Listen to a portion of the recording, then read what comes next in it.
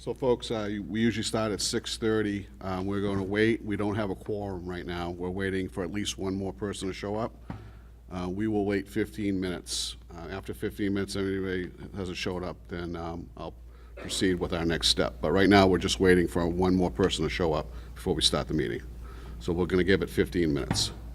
We're going to wait 15 minutes.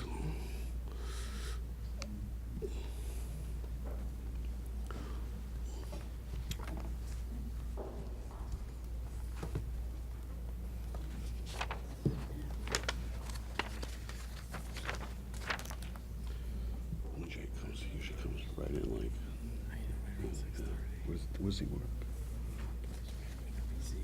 Right, on Temple Street.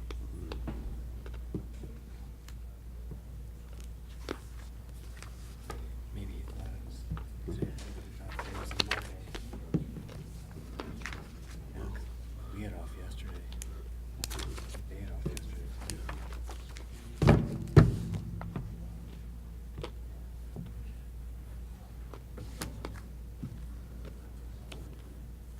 I did that once for something, I remember. I was supposed to be somewhere out here.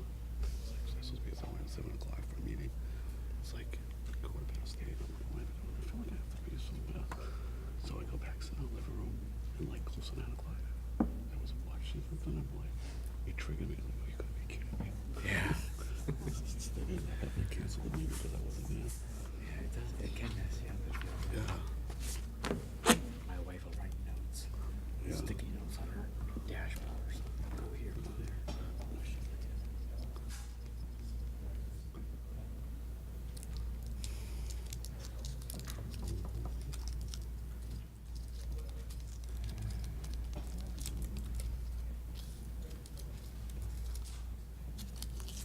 Was everything else good?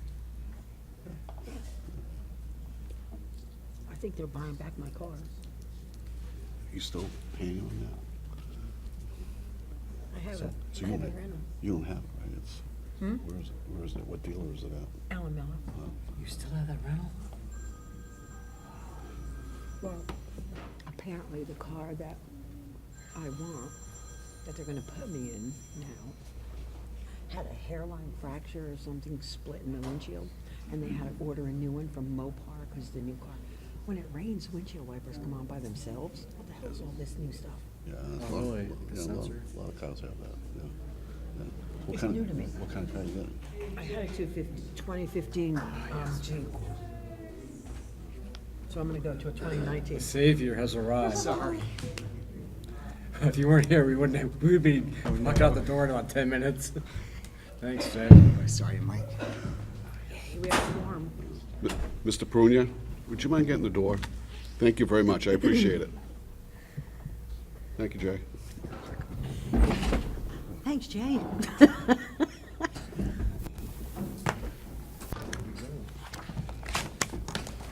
Okay, we're gonna get started. All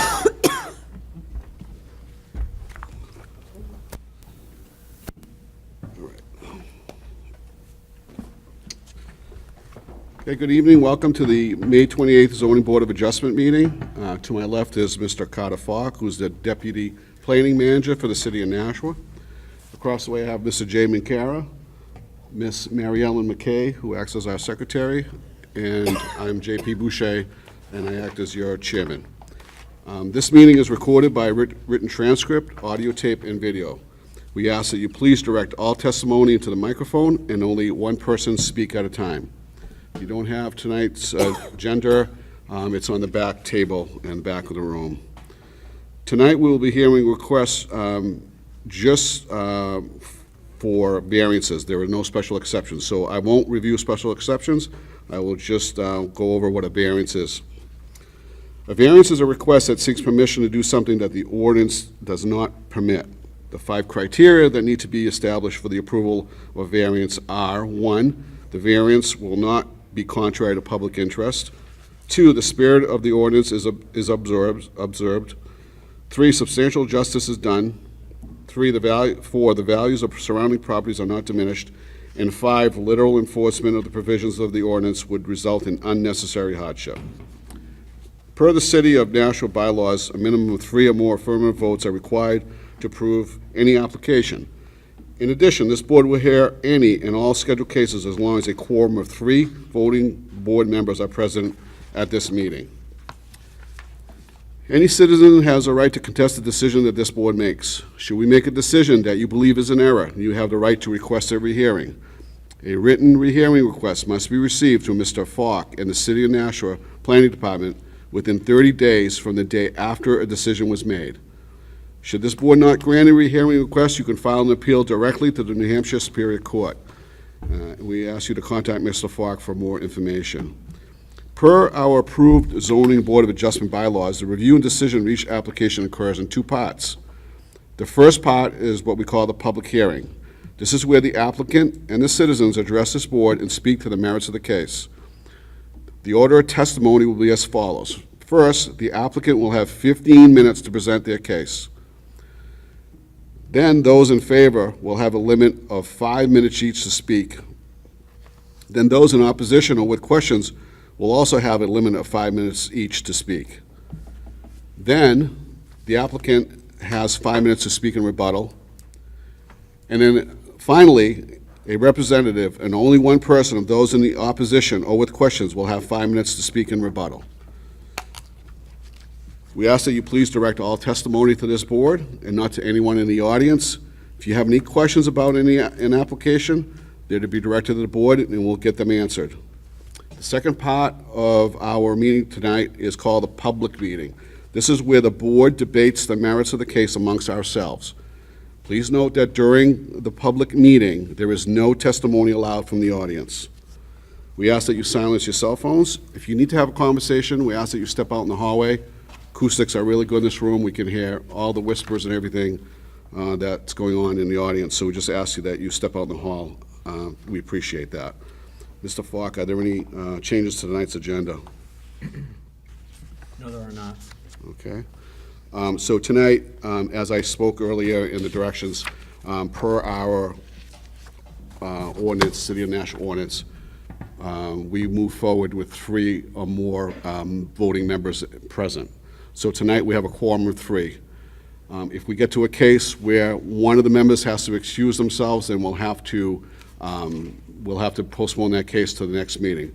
But right now, I don't know if there's anything. I don't suspect there is, but if there is, I just want to let you know that that would happen.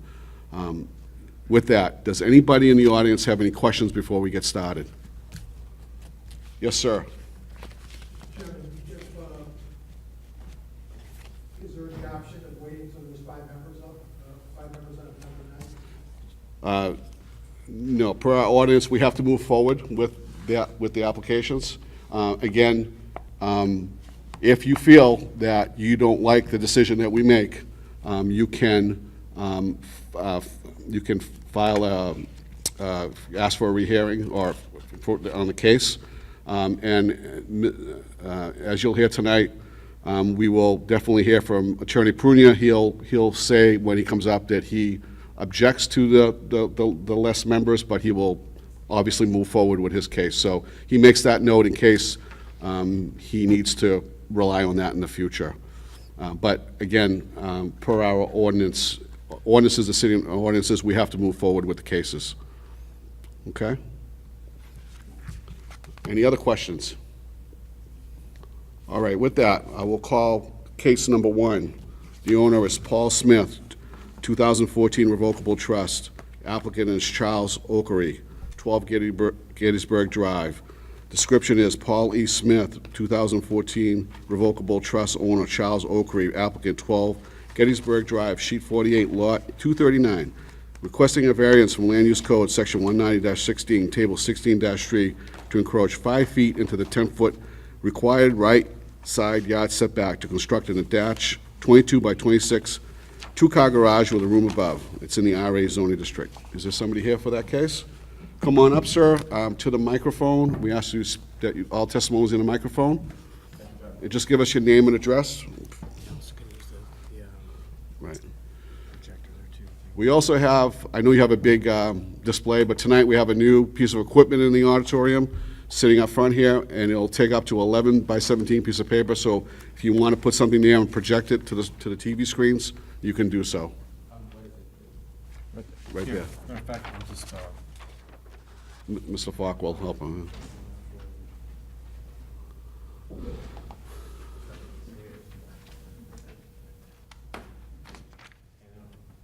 anything here will be shown on the 2 TVs, the audience, and the 2 board members as well.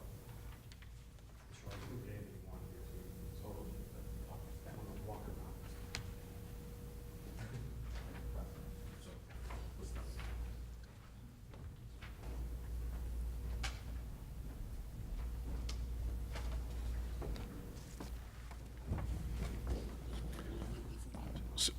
So what will also happen, the timer's broken tonight. Mr. Falk will keep track of time. When we're down to a minute, he'll give me the high sign and give you the high sign. Okay, so we'll let you know. Okay, we just got to follow the rules. All right? Thank you. All right. Good evening, everybody, and thank you for giving us the opportunity to apply and present what we have for a variance application. My name is Charles Okorie. I'm an architect in Nashua. Not too long ago, I was contacted by my client to help them design an addition, a 2-car garage addition to their existing property. And when I tried to get into the details of the brief, I realized that the project was for the family to move in together and live with the parents. That's where they all grew up.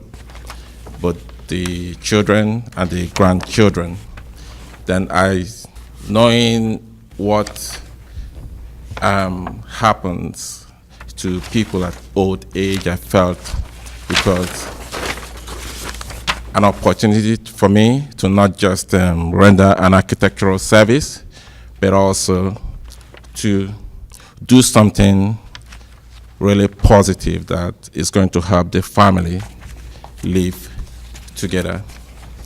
I am the owner of the property, Paula Smith. Lost her husband, and she's living by herself right now.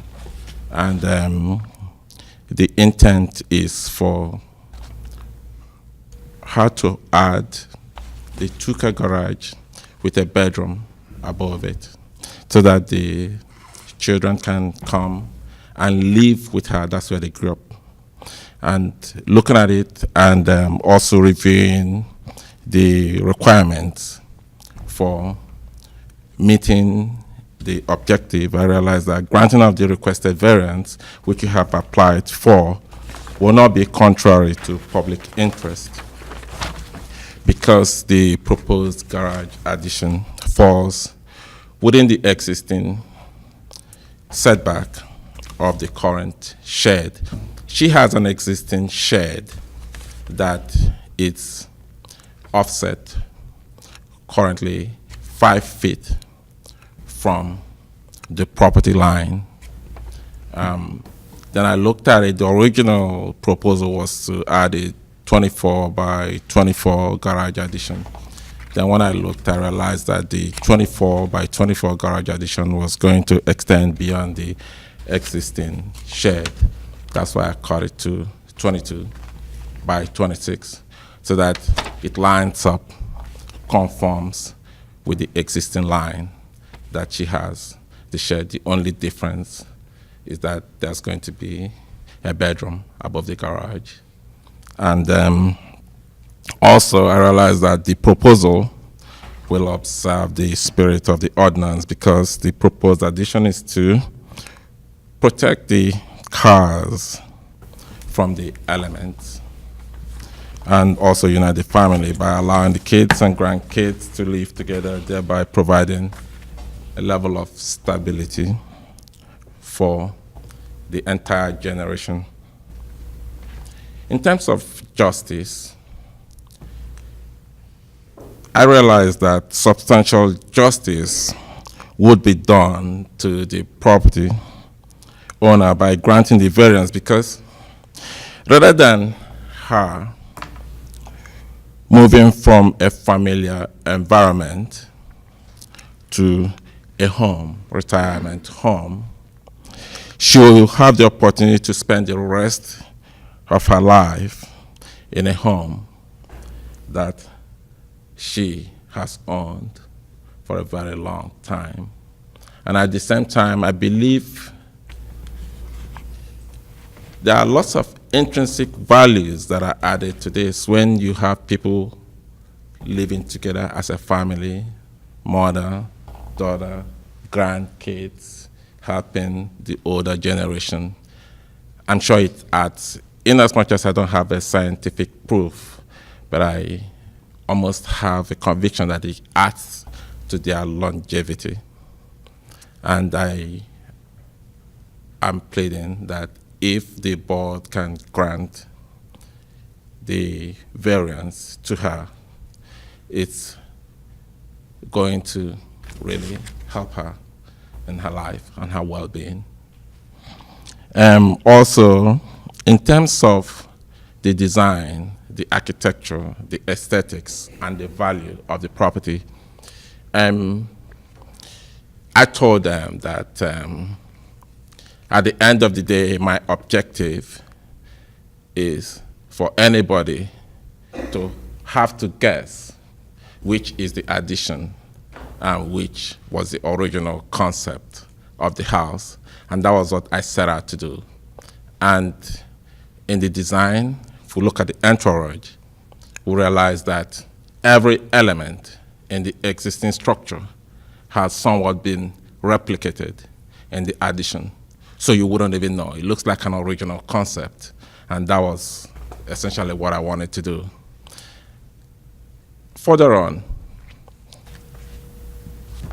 looking at the value of the property and the adjoining, the neighborhood in its entirety, I realized that this is going to not just appreciate the value of the house as is, but it pulls the values of the neighborhood up because of the appreciation and the character of the architecture, which everybody would readily identify with. Further on, I will just end by saying that special conditions exist for her, that literal enforcement of the ordinance results in unnecessary hardship for her, because she'll be lonely if we do not grant this variance to her. Family reunion would have been denied her. The grandkids will not be able to take care of their grandparent.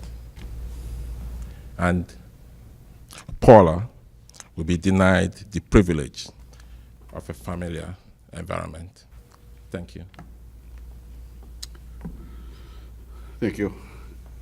Any questions? Questions? Sir, we're all set. We don't have any questions. So you're all set for now. Awesome. Thank you very much, please.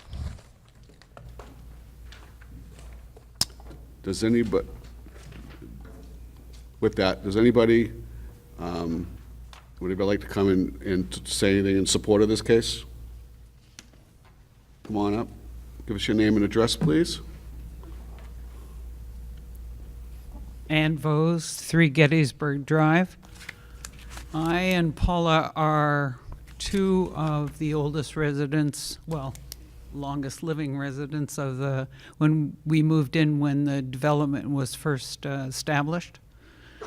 And Paula, I think, is a very valued member of our community, always keeps a tremendously neat house and yard, and has been very amenable to the neighbors.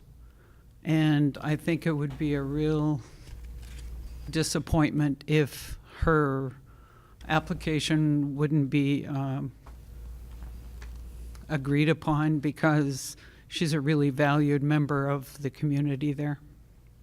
Thanks. Thank you. Any questions? Thank you. Anybody else like to speak in support of this application? Seeing none. Anybody with questions, concerns, or opposition to the application?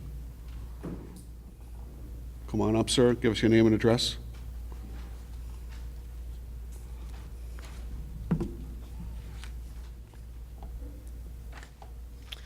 Good evening. You can raise that up if you want to pull it out. It's up to you. Thank you. Is that better? Hello. My name is Rick O'Keefe, and I live next to Paul Smith at 14 Gettysburg, along with my wife, April, and 2 young boys. My property is the property directly affected by the encroachment of the 10-foot setback. During the past 6 years, I've lived in Nashua. We've always shared a great rapport with Paula, and we hope that the variance does not affect that in any way, which is why I thought it was important to come to this meeting tonight. We've been aware of the plan to build the garage with a living space to accommodate family, and we've been supportive as well as vocal to Paula about our concerns in encroaching on the setback. Our belief is that she could still build the type of structure that she's envisioned within the ordinance. After reviewing her plans, we still believe that there is flexibility available, specifically in reference to an existing or sunroom porch and the pictures squeezed between the house and the garage.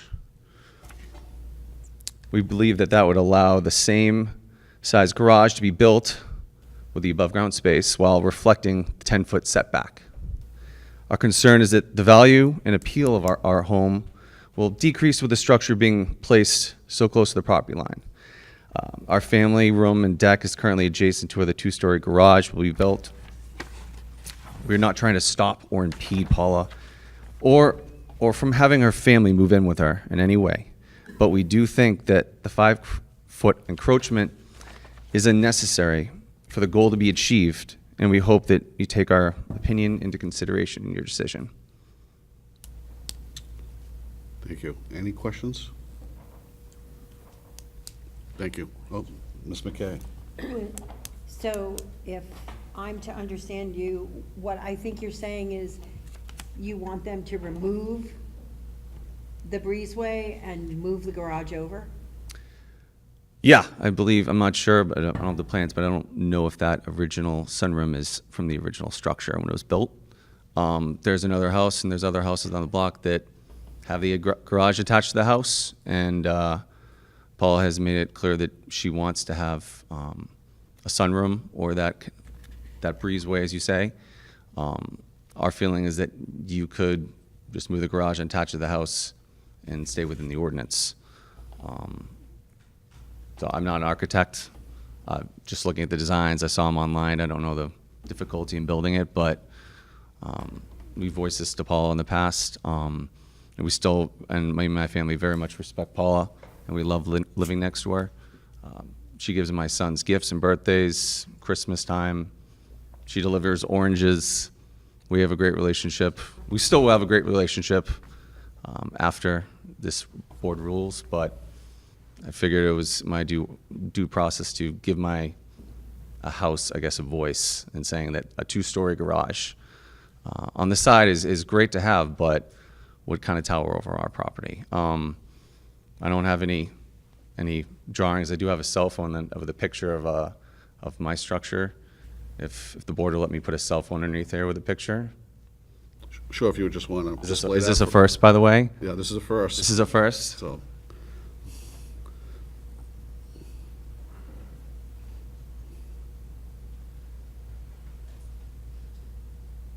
Let's see. I should have run that. yeah, if you're gonna talk, you just need the mic, but you can just show that. And So where the structure. excuse me, I'm sorry. Just for the record, it's nothing. It's not personal. It's just we need you to be in the mic. Right. Yeah. Sorry. You can bring the mic, pull the mic out if you need to. You can walk over. I feel like a disc jockey. Thank you. So I didn't bring any drawings, but there's currently a fence line, where there's a gray fence you can see connected to a shed. The shed is where the proposed 2-story garage would be in place. And my property is the blue siding of the house. understand that the drawing and the aesthetics of the designer are very pleasing. No one would doubt that it does not look good, but where that current sunroom is, we feel could just be a two-car garage. But that's it. Does anyone have any questions? If you want us to step back, that's fine. It'd be more comfortable. Again, you don't have a problem with the structure being there. No. You don't have the problem with, the garage is going to be the garage of the height. That's what it is. You're just feeling that it's just because it's encroaching into the right side yard. I feel like it's encroaching into the ordinance unnecessarily, where, there's also room for it to be either modified or changed. Okay. But absolutely, I snowblower driveway. I want her to have a two-car garage. Who doesn't want to have a two-car garage in New England? It's purely the fact that it would be right on top of my property, about 5 feet. So that's about it. Are there any other questions? No, we're all set. Thank you very much. Thank you. Thanks for coming. Anybody else like to speak in opposition or with questions to this application? Okay, seeing none. Sir, you have 5 minutes to come back and speak in rebuttal to what this gentleman spoke about, or anything else you'd like to speak about. If you have 5 minutes. Thank you very much. I'll be really quick. Just your name again, and then in the microphone. Thank you. Okay, really quick. Thank you again. My name is Charles Okorie. I was really conscientious about the neighbors' privacy, and I took 2 things into consideration. One, I wanted to make sure that the addition does not exceed beyond the existing shed, so it lines up where it is. There is a structure there right now. And secondly, I made a conscious decision not to have any windows on the side to the neighbor for privacy and to respect what they have currently. So I still maintain the integrity of the neighbor's house, and I'm staying within the confines of the existing footprint, except it turned from a shed to a garage, moving back to the sunroom. Thank you. Any questions? Thank you. Thank you for coming. Sir, you have an opportunity to come back for 5 minutes if you'd like, to speak in rebuttal. Just your name and address again, for the record. Rick O'Keefe, 14 Gettysburg Drive. Once again, I understand that there is a shed there. It's allowed to be 6 feet off the property line. You guys can correct me if I'm wrong, but a 6-foot shed is a little bit different than a two-story structure, so it is very close. I understand the aesthetics are great, and I do appreciate the design with no windows on the side, for the record. So that was appreciative when he went forward with that. So that's all I have to say. Thank you. Any questions? No? All right, thank you.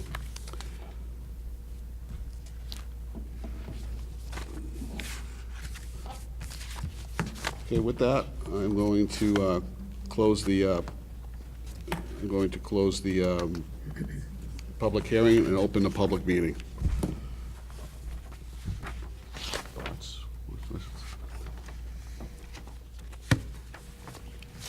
I can kick it off.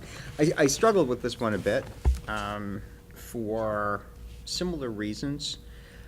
Just as a starting point, in my view, having a two-car garage is certainly a normal and customary use for a single-family home, and certainly understand the desire to have one. And kind of looking around the neighborhood, it's true. Many people, if not most people, have garages. They have them in different styles, the way that they are attached. I had the same thought about the breezeway. I did notice there was at least one other house that is very, very similar, has a breezeway and has a one-car garage.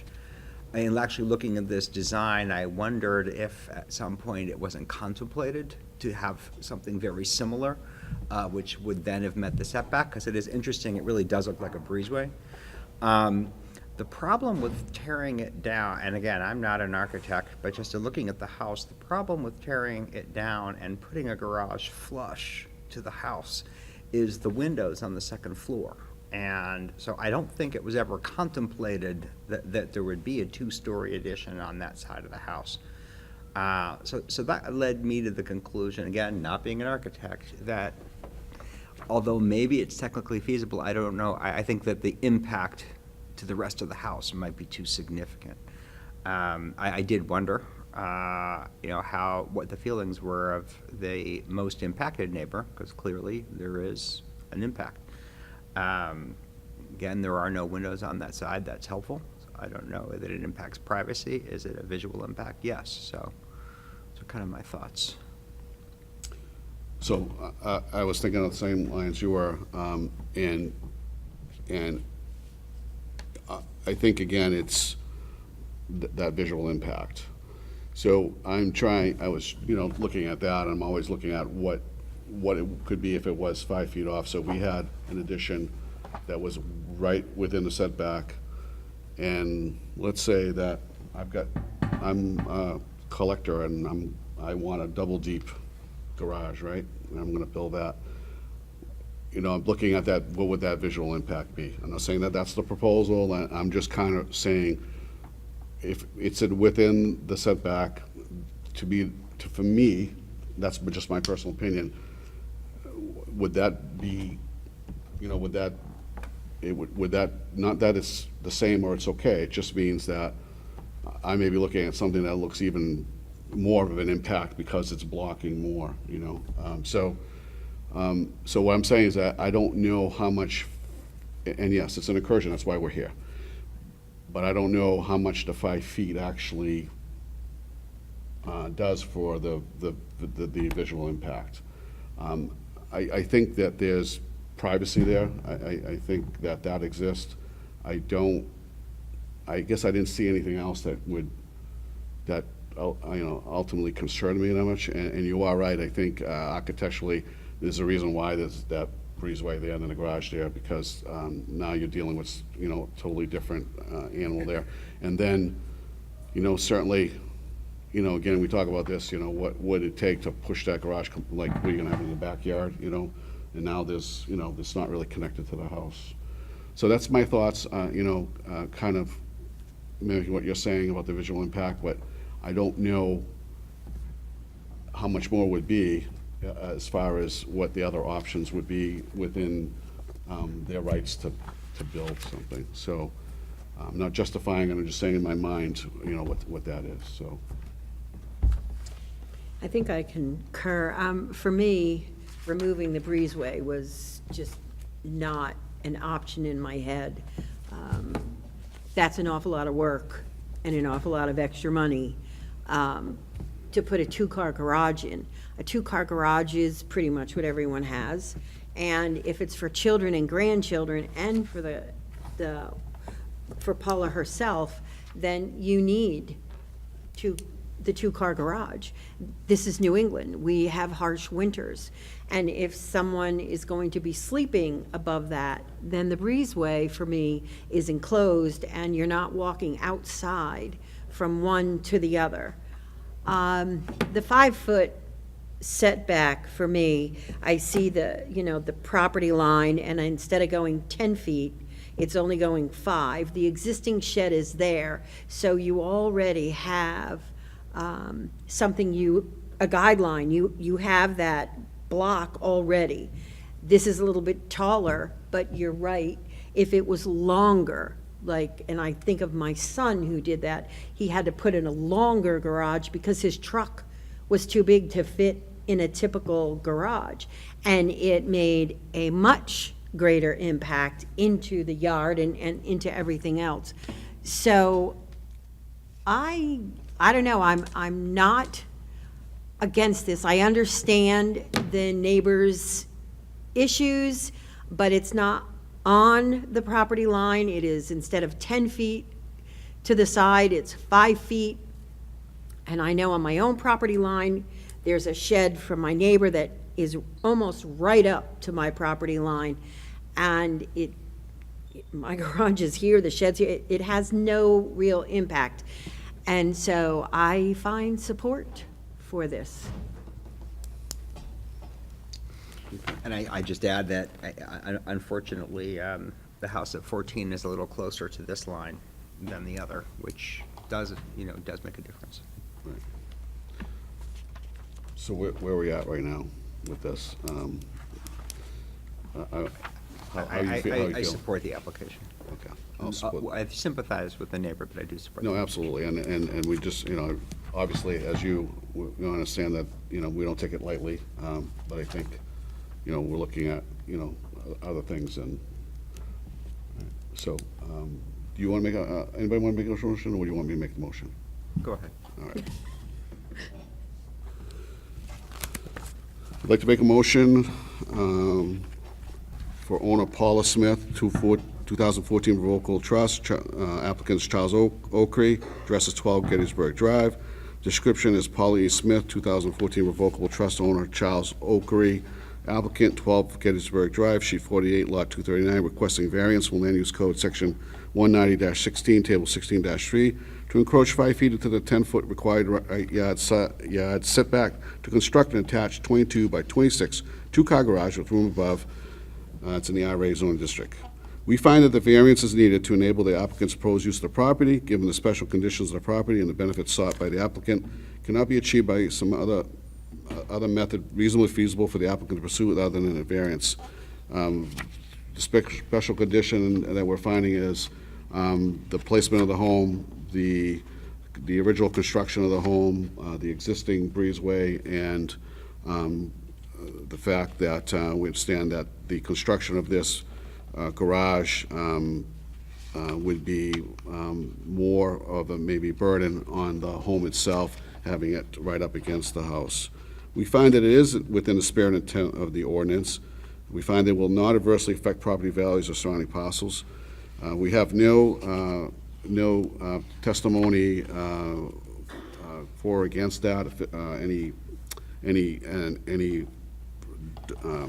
data or documents for that, so we are making our own judgment in the reading of this case. It is not contrary to public interest, and we find that substantial justice will be served. And with that, I make a motion to approve the area variance. Second by Ms. McKay. Any discussion? All in favor? That's 3-0. Congratulations, your application is approved. Just be aware that there is a 30-day window of appeal. All right? Thank you very much for coming. With that, I'll close case number 1.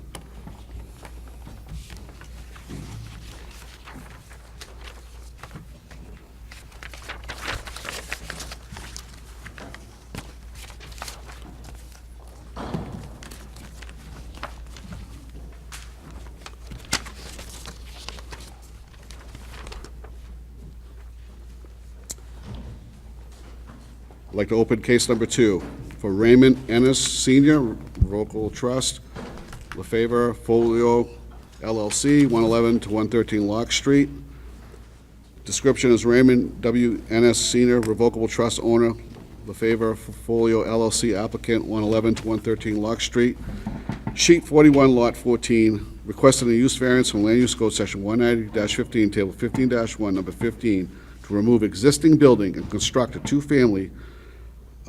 two multi-family buildings with a total of 18 units along associated site improvements. It's in the GI district. Welcome. Thank you, Mr. Chairman and members of the board. For the record, my name is Gerald Prunier. I'm an attorney with offices at 20 Trafalgar Square here in Nashua, and I'm here representing the applicant tonight, along with our engineer, Tom Sajak from Hayner Swanson. This property is located towards the end of Lock Street. I'm sure you've all been out there, been towards Thoreau's Landing, to this tennis center, and there's a church right next door to buildings as it exists now. This area is zone industrial, RI, and at this point in time, we feel that this area being zoned that way is not improper with the uses and the change of uses that have been made in that particular area. We feel that it's more a residential area. There presently consists of an elderly building that has been used on the site, for industrial uses. Some of you that remember accurate printing, you go back quite a while. This building has been there for a substantial period of time. It presently has a few tenants, but not many for the size of the building. What the proposal is to remove the building and bring it more into character with the neighborhood, and that's residential, by providing with townhouses. As shown on this plan, one of the good things about this particular lot is that we can propose all of the townhouses as well as with additional parking and turnaround without having any other dimensional request coming before this board. The lot is large enough to do that. If I may, Mr. Chairman, I'd like to hand out a few things.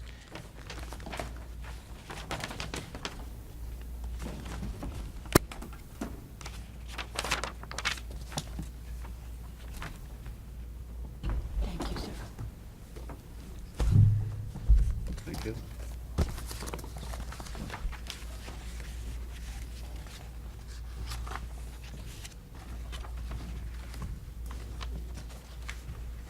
I have a few extras, I think we'll probably use this as a way of making everybody be able to see. Just grab the mic if you're going to testify from there, please.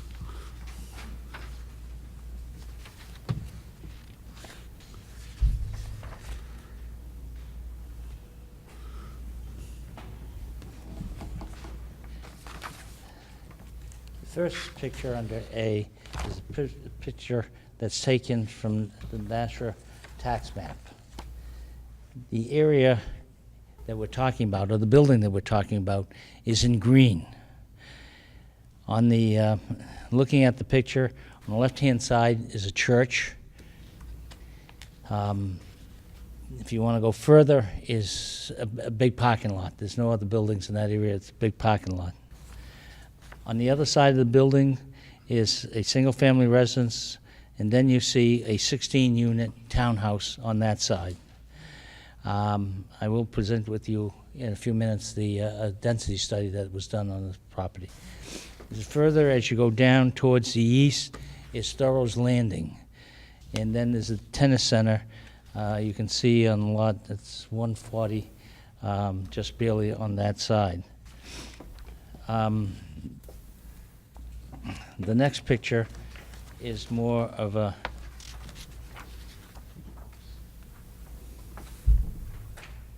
is an aerial view of the area. You see the building, the church, some single-family residents. Go over to Atherton Avenue, you see some multi-families and townhouse buildings over in that area. And if you look to the right, you see the townhouse buildings that I spoke about earlier.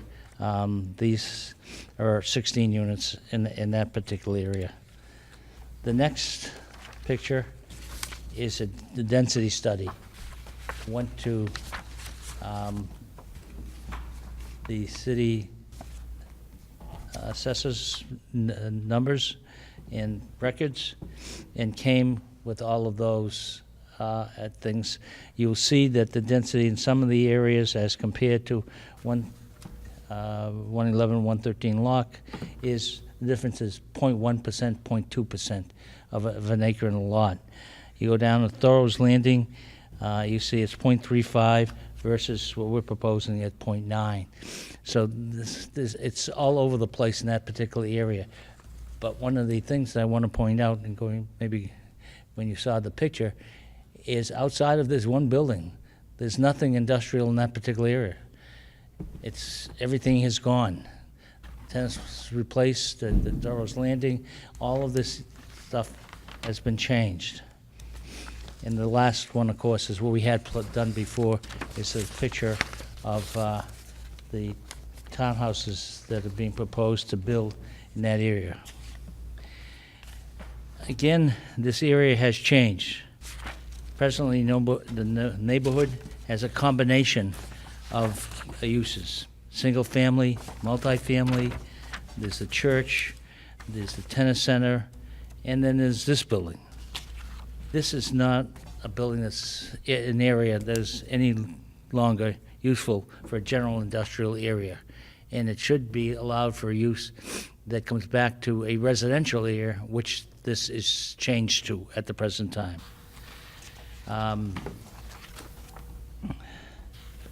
The character of the area involved and its suitability for the current use has changed, substantially changed.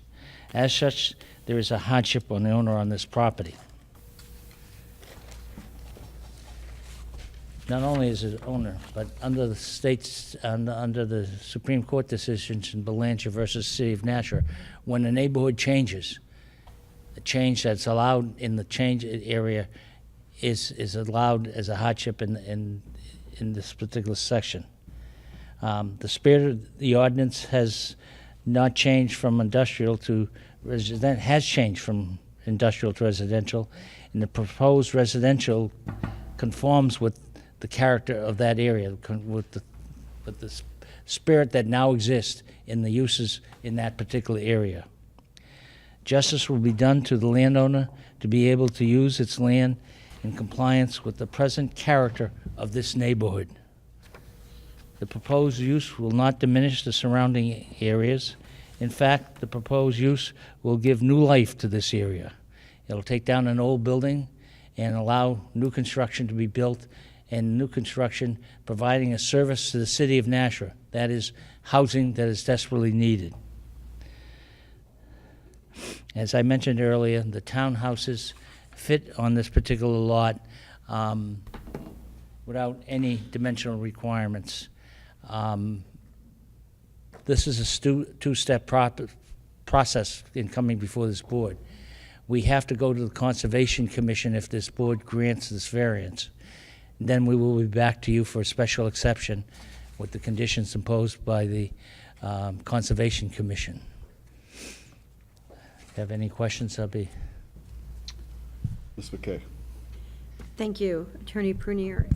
In your plan, these townhouses, would they be for moderate, middle-income families? Would it be, or are you looking for high-end? I mean... when those questions are asked of me, it becomes a difficult thing saying what's high-end, what's low-end, what are they for? I think the best way of answering it is you look at the area, Yeah. and you look at the people that live in that area, and I think that these units are being built for the economic status of those people that live in that particular area all along Lock Street. Thank you very much. That answers my question. Thank you. Mr. Minkara. What's the occupancy status of the building now? It has a few, it has a little bit of a car repair shop in the back. It has a few tenants upstairs, none in the industrial capacity. Any other questions? Thank you, Mr. Prunier. Thank you, Mr. Chairman. Anybody else like to speak in support of this application? Seeing none. Anybody with questions, concerns, or opposition to this application? Okay, seeing none, I'll close the public hearing and open the public meeting. Go ahead, if you like. So, I mean, in looking at what's proposed and the overall character of the area, I would have to say I feel it is fairly consistent. When I look at that larger industrial zone, really this property is cut off from the balance of it, in part by the river, and then really the balance of that area close to this property is BAE parking. It's basically a huge parking lot. I think functionally, I don't really see this property as being part of an industrial zone at this point. It's just the way it's evolved over time. The history of variances on the property previously, I think, speak to that. So what's the most appropriate use? In looking at the character of the area, I think a residential use, is reasonable. There are other multifamily developments of similar density and type, one property right over, and then kind of over on the next block. So it doesn't strike me that the density or the housing type is inconsistent with the area. So overall, I think it's a reasonable proposal, and there doesn't appear to be any objection or concern on the part of the neighbor. I also agree with you. As you stated, I think that, and as stated by the applicant, that the area has changed tremendously in the last 30, 40, 50 years. It's not that industrial zone anymore, and I think it fits right into that neighborhood. So I'd be in support of the application. I concur with both of you. I think that it probably would be more aesthetically pleasing. It would probably increase the value of the neighborhood, because that building is not so great looking. And I just want to be kind. And this would add value and the green space. And I just think it would look nicer. I'm in support. Okay. I could make another motion if you like. Okay. I'd like to make a motion for Raymond Ennis Senior Revocable Trust. Applicant is LaFavor Folio LLC. Address is 111 to 113 Lock Street. Description is Raymond W. Ennis Senior Revocable Trust. Owner, LaFavor Folio LLC. Applicant, 111 to 113 Lock Street. Sheet 41, Lot 14, requesting use variance from Land Use Code Section 190-15, Table 15-1, Number 15, to remove an existing building and construct 2 multifamily buildings with a total of 18 units, along with associated site improvements in the GI zone. We find that the variance is needed to enable the applicant's proposed use of the property, given the special conditions of the property. We talked about the change in the neighborhood in the last several years, the fact that the multifamily residential use would fit perfectly into the neighborhood, and the fact that there are several multifamily units in that neighborhood. We find that the benefit sought by the applicant cannot be achieved by some other method reasonably feasible for the applicant to pursue other than the variance. We find that it is within the spirit and intent of the ordinance. We find that it will not adversely affect property values of surrounding parcels. We find that it's not contrary to public interests and that substantial justice will be served. With that, I make a motion to approve this application. Second by Mr. Minkera. Any discussion? All in favor? It's 3-0. Congratulations, your application's approved. With that, I'll close case number 2 and open case number 3. Case number 3 is Benjamin Mary Jane Lugo, 11 Penobscot Road. Benjamin and Mary Jane Lugo, owners, 11 Penobscot Road, Sheet C, Lot 961, requesting the following variances. 1, from Land Use Code Section 190-16, Table 16-3, to encroach up to 17 feet into the 20-foot required front yard setback to construct an attached 26 by 26 two-car garage. And 2, from Land Use Code Section 190-192, Section C, to exceed maximum curb cut width 18 feet existing on right side of lot. An additional 18-foot wide driveway proposed for the new garage on the left side of the lot for a total width of 36 feet, where a maximum of 24 feet is permitted. It's in the R9 zone district. Welcome. Give us your name and address, please. Hi, I'm Mary Jane Lugo, 11 Penobscot Road in Nashua. Could I also use the space down there Yes, for my you photos? can. Yep. Yep. That's our copy, but you can move anything you want there. Thank you.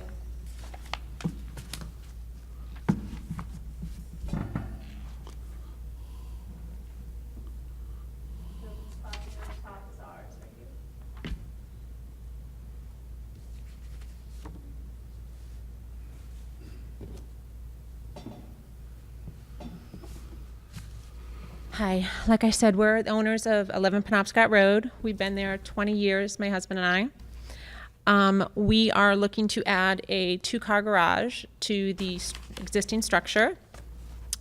We're going to be, within the next year, my parents are going to be moving in with us to a spare bedroom that we have. But our concern was vehicles and keeping them off the street.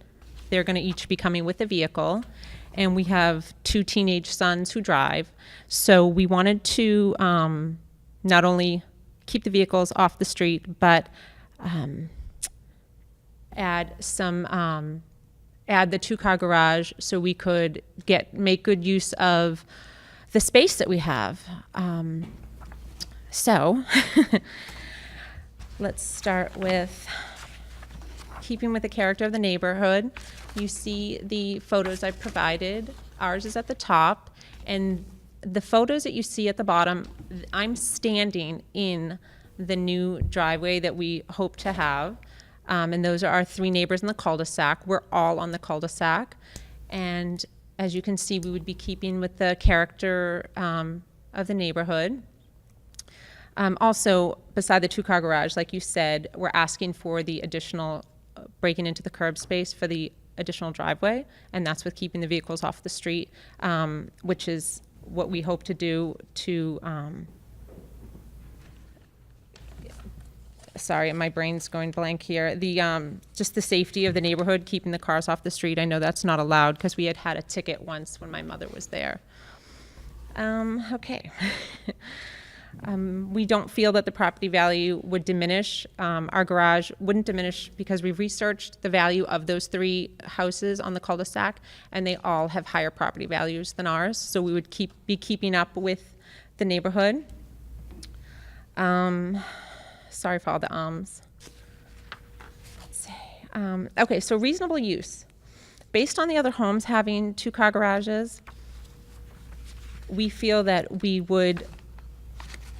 Sorry, hold on. I don't mean to be reading from this, but so we didn't know we had to ask for the variance because we thought we had the land space. We only found out after our contractor did the research. So if we don't ask for the variance, we would have to set it to the backyard, which wouldn't keep in theme with the neighborhood because they all have them on the side of their house. And the, let's see. Yes, we were unaware that the city's property line was so far into our front yard. We only learned that after applying for the permit. So that was a surprise to us, which led us here. And do you have any questions? Sure. So, again, you have a unique, your house, is situated within its envelope, but again, you have this unique bulbous shape to your property, and you are right, a lot of people are not aware of sometimes how much the right-of-way is, that's there. So it appears, right, that you have plenty of room, but, in all honesty, it's very close. That's right. So as you considered, and that's just one of the questions that we would probably normally ask you, obviously there was some consideration of what it would take to push that back.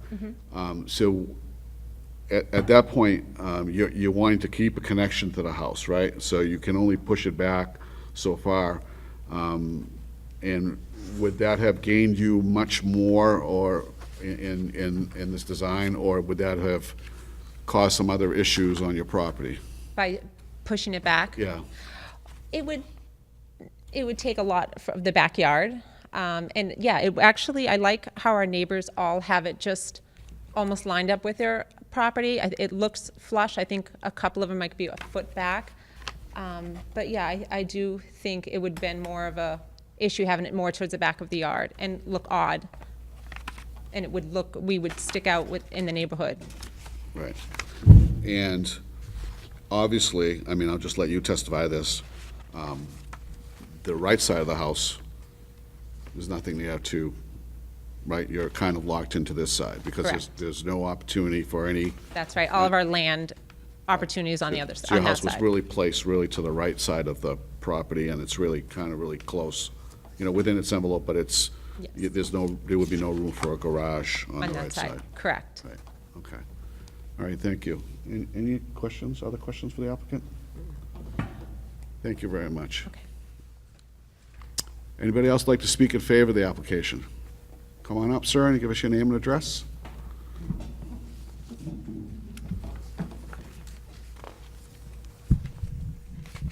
Hello, my name is Alfred Turner. I live at 15 Penobscot Road. I'm the house that's shown just to the left of the other house. Just shows that just my picture window. It shows in the picture.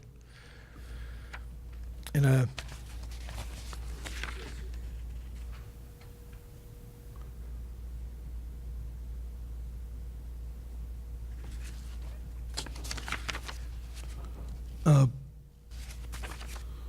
we were shocked as well as our neighbors, and Mary Jane told me that how far the cul-de-sac went up into our property.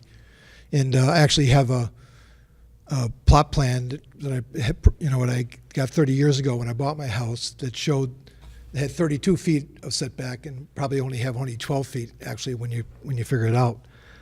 And as far as the character of the neighborhood, I agree with Mary Jane that she had right directly across the street. We have 3 houses, as you can see. And they all have garages, and they're all close to the street. They're probably all within the setback. Sir, if you could just testify in the microphone. It's just for the record. It won't pick up otherwise. I apologize. Thank you. And you can see that, especially this house, and this side here is the one on the right, far right. The setback is very close to the street.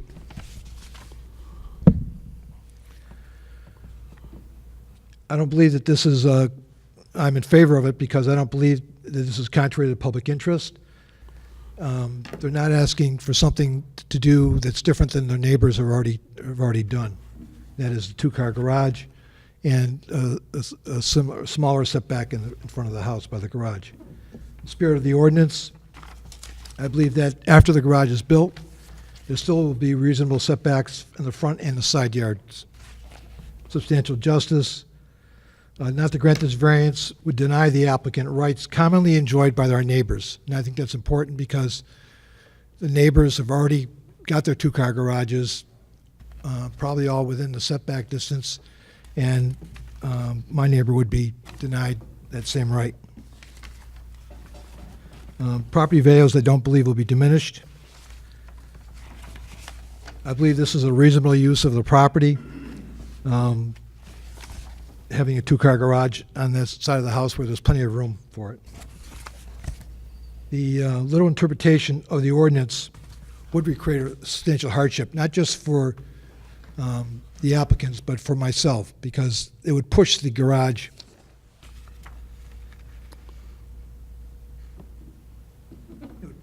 almost to the rear of the lot. And we'd all of a sudden now we'd have this is an R9 district, would push the garage almost right to the center of their rear yard, and it would just look terrible, and it would be out of character in the neighborhood. And I feel that it would probably diminish the property values to have a garage, especially for my house, sitting in the backyard like that, because it would have to set back 20 more feet from where it is right now, almost 17 feet more back from where it is right now.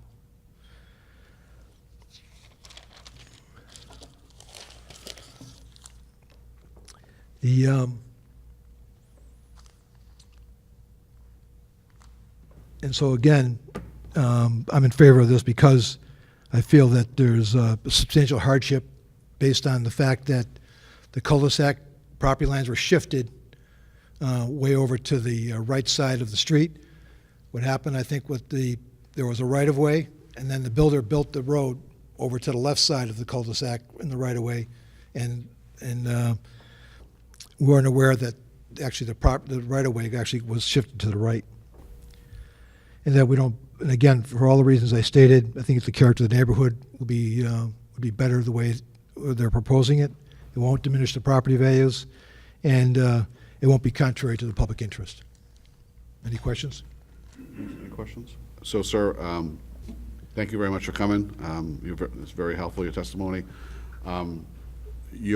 Obviously, you're in support of the garage, so you don't see any, living on that cul-de-sac, I know there's not really a lot of traffic, but you don't see anything that would be negative or any detriment for also the curb cut in the driveway?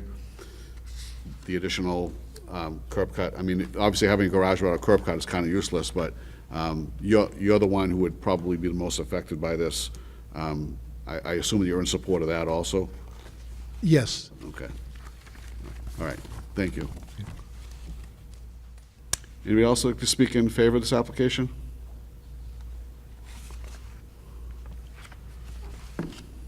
Good evening, members of the board. My name's Steve Russo, Russo Enterprises. With your approval of these variances, I would be the contractor building this structure. And to just basically reiterate what the homeowner and the abutting neighbor had mentioned, in applying for this permit, we discovered the amount of right-of-way that has been encroached, into their property. And from what I understand, if the cul-de-sac wasn't built to the original design of the original plan, which I would assume that you folks have, which kind of surprised everybody that there was so much land that the city took as far as a right-of-way, which, like I say, leads us here to apply for the variance to build the structure. So that's when it was kind of discovered that we need to apply for these variances, because like I say, according to the plan, it's a substantial amount as opposed to a normal 10-foot right-of-way. Right. While you're up here, the structure that's being built, I understand, is just the garage. And from what I understand, it's just a storage space above, right? Not a finished, not a No, heated, nothing. not living, just storage. Exactly. Yep, there'll be a door on the backside of the garage, backside of the chimney that takes them from point A to point B, from inside the garage to the house. Okay, Yeah, inside the house. okay. All right. Any other questions? Thank you, sir. You're welcome, thank you. Anybody else like to speak in support of this application? Seeing none. Anybody with questions, concerns, or opposition to this application? Okay, seeing none, I'll close the public hearing and open the public meeting.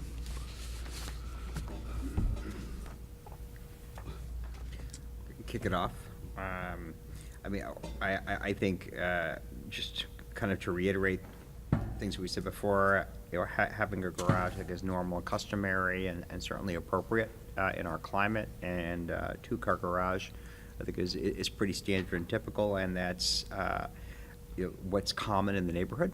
And taking a look at the area, I think what distinguishes this is really less the amount of right-of-way. I don't find that to be unusual in a cul-de-sac. It's really how the house was situated on the lot. If you look at the other homes that were built around the cul-de-sac, they all essentially took a turn, whereas this was built as though it were perpendicular, or I'm sorry, as though it were parallel to a straight street. And from, I can certainly see how somebody looking at that home would perceive that the yard is much larger, but that's really the challenge, is the way the house is situated. Overall, the lot is not that large, so I think adding a garage at this point, pushing it further back, really does impact the usability of the backyard, the rest of the property. In terms of perception, because that right-of-way is so wide there, it wouldn't appear, building the garage as proposed, at least for me visually, it wouldn't appear as though it's too close to the road or right on the road. I think the amount of the variance requested seems excessive until you look at the property itself. So I think for all those reasons, I would support the application. I did have pause about the second driveway. From what I could see, I couldn't see any other homes in the area that had two driveways, and the visual impact of that did concern me. But I don't see, clearly a new garage needs a curb cut and driveway, and I see little to be gained, by requiring that the existing driveway be pulled up and the curb cut abandoned. And again, we didn't seem to, we didn't hear any objection from any neighbors to that. So I would support that as well. Ms. McKay? I concur, and the neighbor that was gonna be the most impacted is here giving, pretty concrete testimony in support, and so I am in support of this. I agree with Mr. Mancara. also support the application for all the, from Mr. McCarron and yourself said. I can make a motion if you like. I'd like to make a motion for Benjamin and Mary Jane Lugo, 11 Penobscot Road. Descriptions: Benjamin and Mary Jane Lugo, owners, 11 Penobscot Road, Sheet C, Lot 961, requesting the following variances. 1, from Land Use Code Section 190-16, Table 16-3, to encroach up to 17 feet into the 20-foot required front yard setback to construct an attached 26 by 26 two-car garage. And 2, from Land Use Code Section 190-192, Section C, to exceed maximum curb cut width 18 feet existing on the right side of the lot, an additional 18 feet wide driveway proposed for the new garage on the left side of the lot, for a total width of 36 feet, where a maximum of 24 feet is permitted to the R9 zoning district. We find that the variance is needed to enable the applicant's proposed use of the property, given the special conditions of the property. We spoke about the house, how it was situated on the lot, as if there was no cul-de-sac. We did observe that other homes on the cul-de-sac did follow the curve. This is not an untypical request for the area and for this neighborhood, as there are other homes with two-car garages. And that we do observe that the city's right-of-way, though may seem excessive, is somewhat normal and customary, but the visual impact, we find that the visual impact would, from most people, would be negligible. The benefits sought by the applicant cannot be achieved by some other method reasonable or feasible for the applicant to pursue other than the variance. It is within the spirit and intent of the ordinance. It will not adversely affect property values of surrounding parcels. It is not contrary to public interest, and substantial justice will be found. So I make a motion to approve the area variance. Seconded by Ms. McKay. Any discussion? All in favor?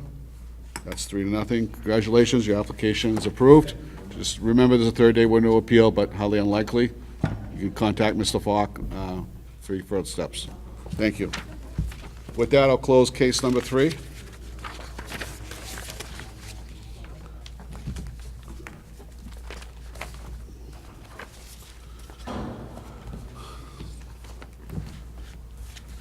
Does anybody need to take a break, or you're all set? Okay. I'd like to open case number 4. That's for Jacob Diamond, 13 Fulton Street. Description: Jacob Diamond, owner of 13 Fulton Street, Sheet 100, Lot 13, requesting the following variances from Land Use Code Section 190-16, Table 16-3. 1, to encroach 6 foot 3 inches into the 7-foot required side yard setback. 2, to encroach up to 8 feet 5 inches into the 10-foot required front yard setback on Brook Street. And 3, to encroach up to 6 feet 8 inches into the 10-foot required front yard setback on Fulton Street to construct a third-story addition with balconies and related home improvements on the existing building footprints in the RC zone. Welcome. Give us just your name and address, please. Hi, thank you. My name is Jacob Diamond, the owner of 13 Fulton Street. Feel free to raise the mic if you like off the stand. Thank you. Thank you very much. Is that better? Yes. Perfect. So I'm Jacob Diamond. I'm the owner of 13 Fulton Street. I'm granting the variance request. It's the structure itself. I know from the outside it kind of looks like it's big, but when you're inside, there's 3 chimneys. I have no idea why someone would have 3 chimneys, but 2 of them are protruding out. One of them's capped off in the attic.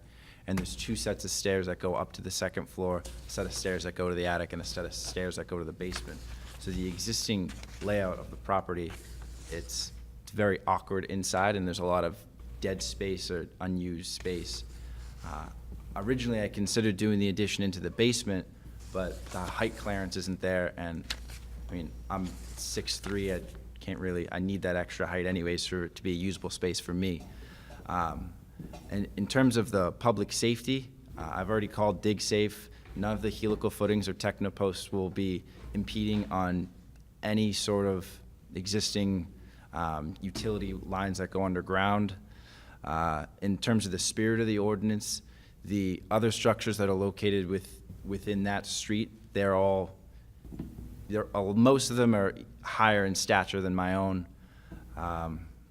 It's not going to diminish any of the surrounding properties, because when you look at my property in comparison to the others, it really needs paint, it really needs a new roof.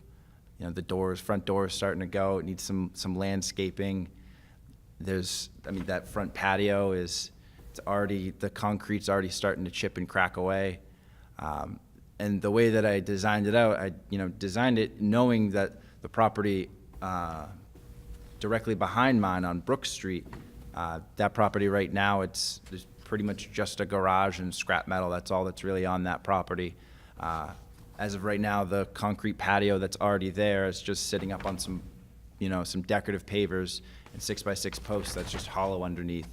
That right now goes to 17.1 feet in length. Right now I'm proposing 16 feet in length, so I'm coming back 1.1 feet. So I'm actually making the structure comply more so than it already does. Ultimately the dimensions of the setback, they're gonna be within the existing footprint. So I'm not encroaching anymore. I'm actually encroaching a little bit less. Right now, the only occupants are myself and 2 other individuals, so parking's not going to be an issue, and I'm not going to be adding any additional occupants with this addition. The intentions of it is for a game room and a nursery. And let's see if there's anything else.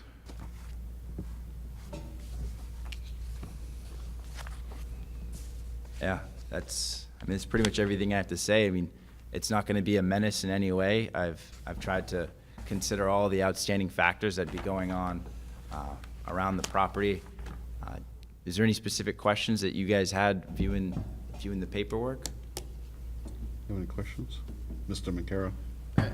Just want to clarify, so in looking at the assessing records, from what I gathered, this is a 3-bedroom, single-family home, is that correct? Correct. With 1 full bath and a half bath? Correct. So your intent is to add a bedroom, a game room, and a full bath? Correct. And this would continue to be a single-family home? Correct. This would continue to be a single-family home. Thank you.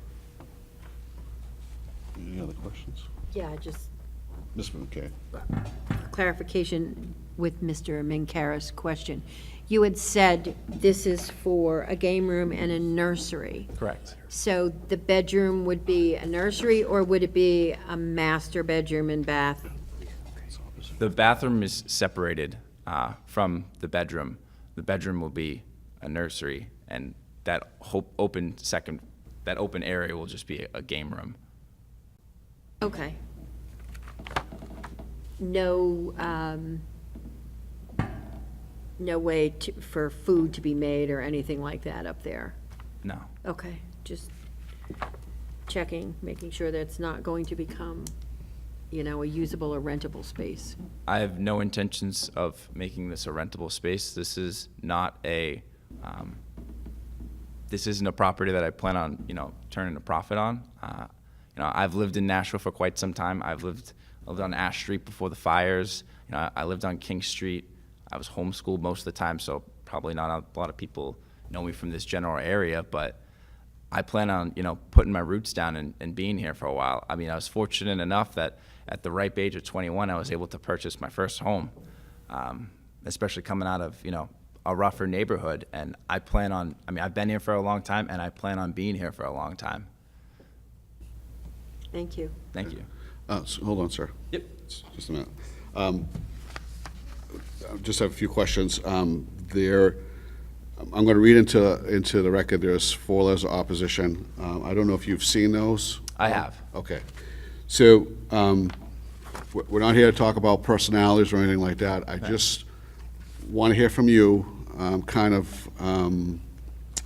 the parking and what is it that, again, just to re-verify, I heard, sounds like there's going to be there's only 3 of you living there. Correct. It's going to remain a single-family home. Correct. And you have the parking, you have that all straightened out. Correct.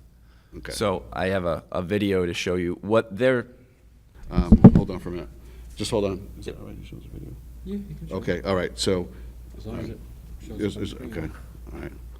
Okay, great. So what those emails were in reference to are the individuals that you can see parking here.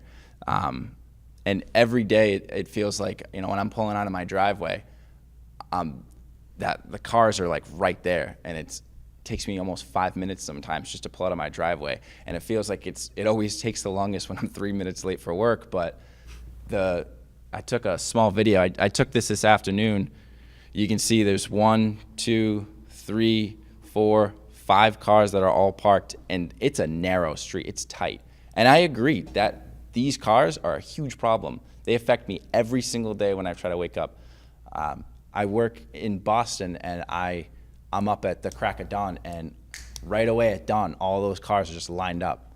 And every day, you can see where this green car is right here. Every day, I'm trying to pull out, and that car's in the way, and I can't quite turn the other way because there's usually another car right behind it, and I'm going back and forth and back and forth and back and forth, and then I finally can get out. Then I get to the top of the street, and on the other side of Fulton Street, when you come up to the top of the street, there's the elementary school. On the other side of it, on the Fulton Street side of it, there's all cars along that. So then you come up this whole narrow street where you can barely see to then come to pull out to traffic when you can barely see again. Parking on this street it's a huge menace. And I can understand where somebody could misconstrue that, if you live on the end of the street, or if you live on the top of the street, or if you live behind my house over here on Brook Street, where you'd see these cars and go, oh, this must be this guy's. But they're not. These are somebody else's. And in most instances, I can't even park in my driveway because they're all there. So I end up parking on Brook Street because I can't even fit into my driveway. I've gotten probably a dozen tickets because, I'm up at 4 o'clock in the morning, and I get home at around 8 or 9 o'clock every night, and I come home and I'm like, oh, I'll just park the car there. I'll go inside and I'll make dinner, and I fall asleep on the couch and wake up and go, oh, damn it, another ticket. It happens. It is what it is. And I apologize that everybody is upset. I'm upset. I would be upset. And I don't plan on adding to this problem, and this problem isn't me. You can see right there, it says no parking. I've never had any guests, any overnight people, anybody that comes and stays. Nobody ever parks here because you're coming around this broad turn to this narrow street where you can barely see because there's so many cars coming the other way. Everybody usually parks up on the top of Brook Street and walks down because it's a more open road on that side. Okay, thank you very much. Good question. Sure. Yeah. Ms. McKay. Are you aware that Nashua has an ordinance that you can't park directly behind somebody's driveway if there's an area to park, and that you must be 4 feet from the curb? I think it's 4 feet from either side of a driveway, that actually exists in Nashua's ordinances. Oh. Well, I had no idea that was there. It is I there. would have made phone calls 4 years ago when I bought this place. Sheesh. I know, because I Yeah. used to have, my driveway backs up and people used to park right there. And I always wanted to get a yellow curb or something to keep people from blocking my driveway. I was thinking of understand. putting traffic cones out there, but I didn't know if that would be a little bit too fastidious to the I would people make that sure are I there. looked up into the ordinances, it is there, and I would try and rectify or remedy that situation. The property that's located directly across the street is new development. When I had originally acquired this property, it was a vacant lot. Somebody was demoing it, and they were adding this duplex family. I think it's on the side of low-income housing, and there's a lot of people that are coming and going. And I understand that people are frustrated that there's a lot of coming and going, but majority of the comings and goings isn't necessarily coming from me. I mean, the instances where I've had people stay at my house, my buddy's stationed in Okinawa, my other friend in Louisiana, my other friend in San Diego, my other friend in Key West. When they come home on leave, I'm the one that has, a house with a small little guest bedroom / office that I can pull out a cot and say, hey, no problem. You can just crash at my place. No worries. So I understand that there's throughout the years, there's some irregularity of who's this guy and why did he come up here for 2 weeks and then disappear? That's pretty much what's going on. I have the previous occupant that was, living with me. I was helping a buddy out. He was selling his house and he was building another one, and his house sold before his new one was built. And I said, no worries, man, just come crash at my house. He was there for, 5 months? 5, 6, 7 months? 8 months. He's added more months, making me look good. Thank you. But so at one point it was my car, his wife's car, my extra car. I have 2 motorcycles. He has a motorcycle. There's a lot of vehicles in there at one point. for those 7 months. I mean, none of those vehicles are there now. It's just my car, my extra car, and my motorcycle, and I plan on selling my extra car anyways. So in terms of like overcrowding, that's already an issue that's been rectified. All right, thank you. Thank you. Thank you. Anybody else that would like to speak in favor of this application? Come on up, give your name and address, please.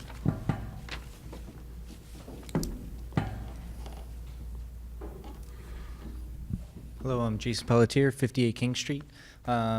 Jacob lived with me for a short period of time, brought him from Massachusetts into Nashua. He ended up really enjoying Nashua and decided to set some roots down here. I'm also one of the many people that probably find it kind of a nuisance in a way of parking over there, because when I do come to visit on my park on Brook Street as well. I can definitely attest that if you park in front of that main door where he was at, there's not enough room for another vehicle to drive by, because there's always another vehicle on that other side. The other thing too is, like he said, roof needs some work. The siding needs a little bit of work, and some of the patio and everything. So I'm definitely for it, just because to help make the neighborhood look nice, add a little bit more to Nashua, and plus he's already needs to do work on the house as it is. So financially, it definitely makes sense to kind of do it all while you're doing the work already. And that's about it. Any questions? Thank you for coming. Thank you. Anybody else like to speak in support of the application?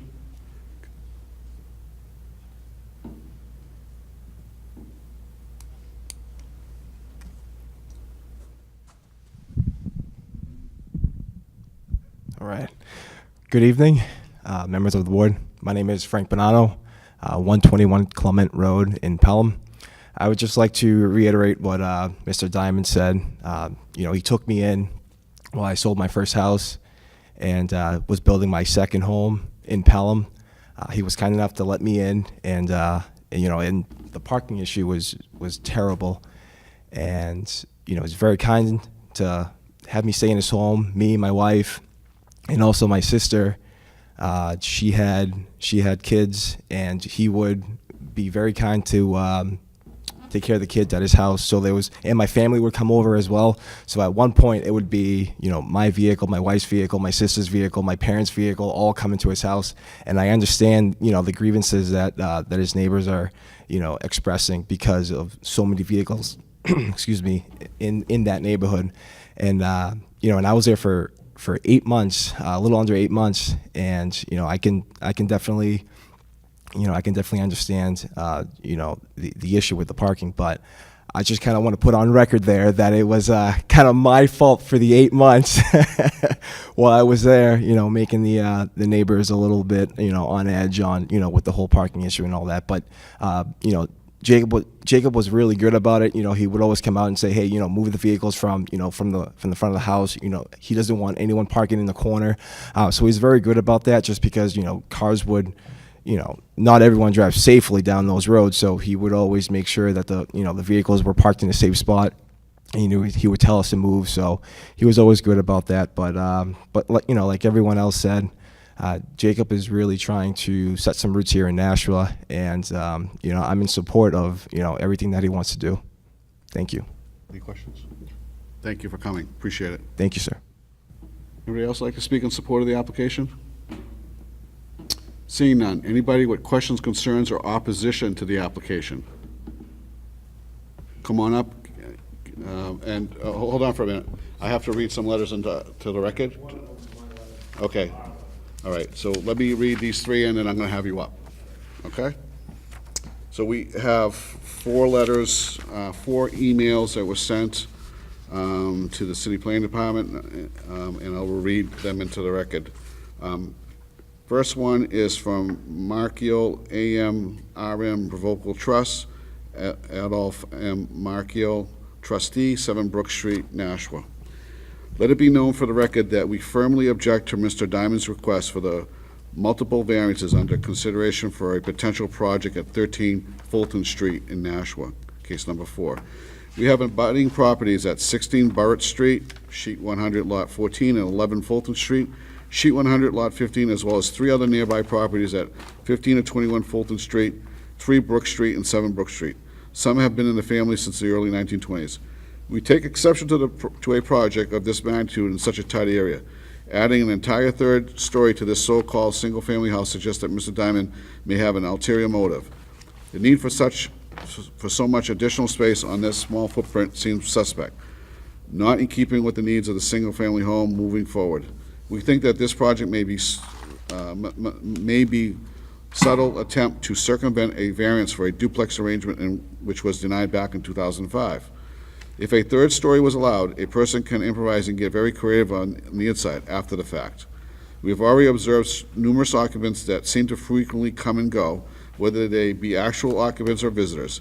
Even at this point, it would be hard to define the current use of this property as a single-family dwelling. It almost seems that it may be a convoluted scheme to transform this dwelling into a more boarding house environment of sorts, renting to multiple individuals and/or couples. Parking has been somewhat of an issue. More cars are already being parked in the front yard than the curb cut can accommodate. We have also observed numerous occasions where cars have been illegally parked overnight, half up on the sidewalk. Whether they were occupants or visitors, it's been hard to tell. So in the end, regardless of what the owner has in mind, we are worried about the added congestion this product will inevitably cause. Example, too many occupants residing in this particular single-family house and not enough on-site square footage for a usable yard and adequate parking. Respectfully, Adolph M. Marco and Rick Markle. Second letter is from Kyle Mandravelis. I am concerned with the third story to be added to 13 Fulton Street. The parking there some nights is a bit much. Parking on the sidewalk and the wrong side of the street in front of the house. Adding a third story, I feel, would add to the parking issue. I will feel there will be more people living there, even though there isn't supposed to be. I live at the end of Fulton Street. Sincerely, Kyle Mandravelis. And the third letter we have from Chad Redovics. I apologize for the pronunciation. Retkovich. I apologize. Retkovich. To whom it may concern, I own a neighboring property at 13 Fulton Street. I've had a chance to review the letter Mr. Markiel has provided the board. I fully concur with his assessment in regard to the property located at 13 Fulton Street. The property's intended use is a single-family home. In my opinion, it's already being utilized as a rooming house. I also have observed a constant flow of new vehicles and people that are residing at that address. Having narrow streets in the neighborhood has made the parking violations that happen on a nearly daily basis an extreme nuisance and safety issue. It has also been made getting to and from my home very difficult at times. It's my belief that this is due to the lack of enough parking spaces to accommodate all the residents' vehicles. An amount of vehicles that is not consistent with the property being used as a single-family unit.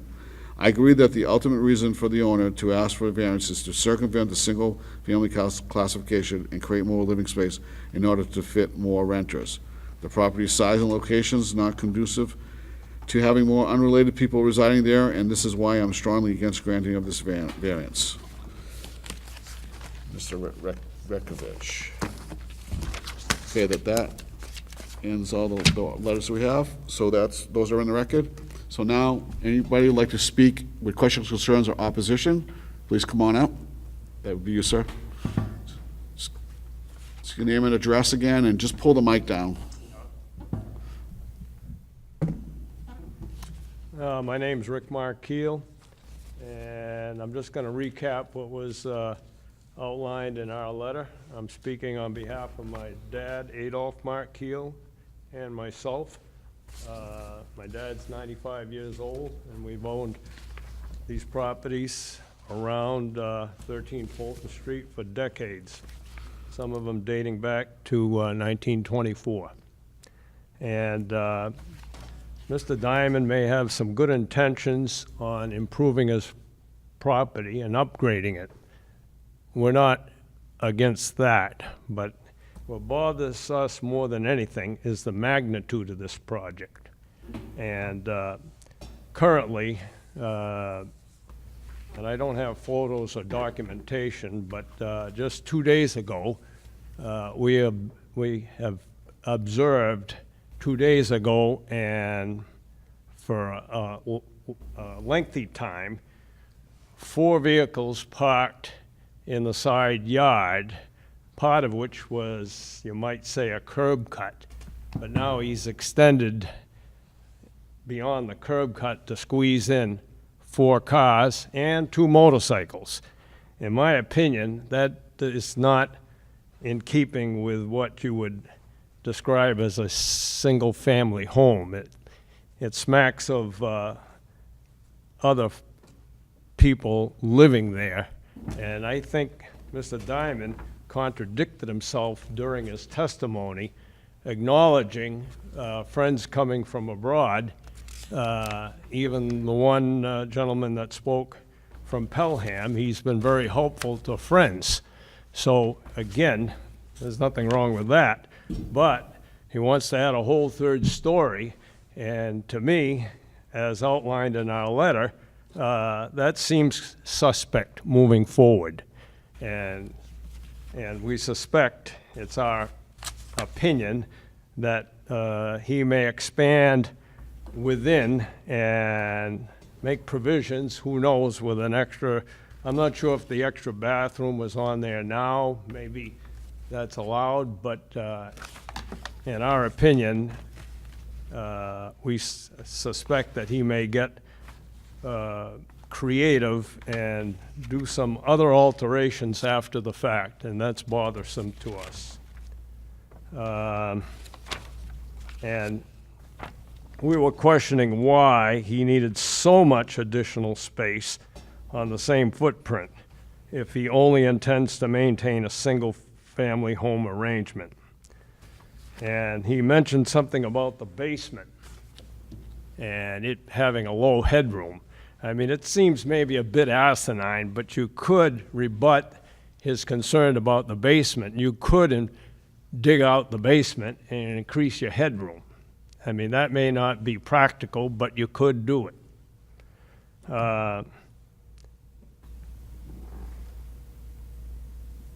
And our neighbors who have supportive of our objection only underscores what we have observed. People coming and going, they may be friends, visitors, and we are concerned that if so much extra space is added, that he will only expand having more people there on a casual basis. So that's what we have to say.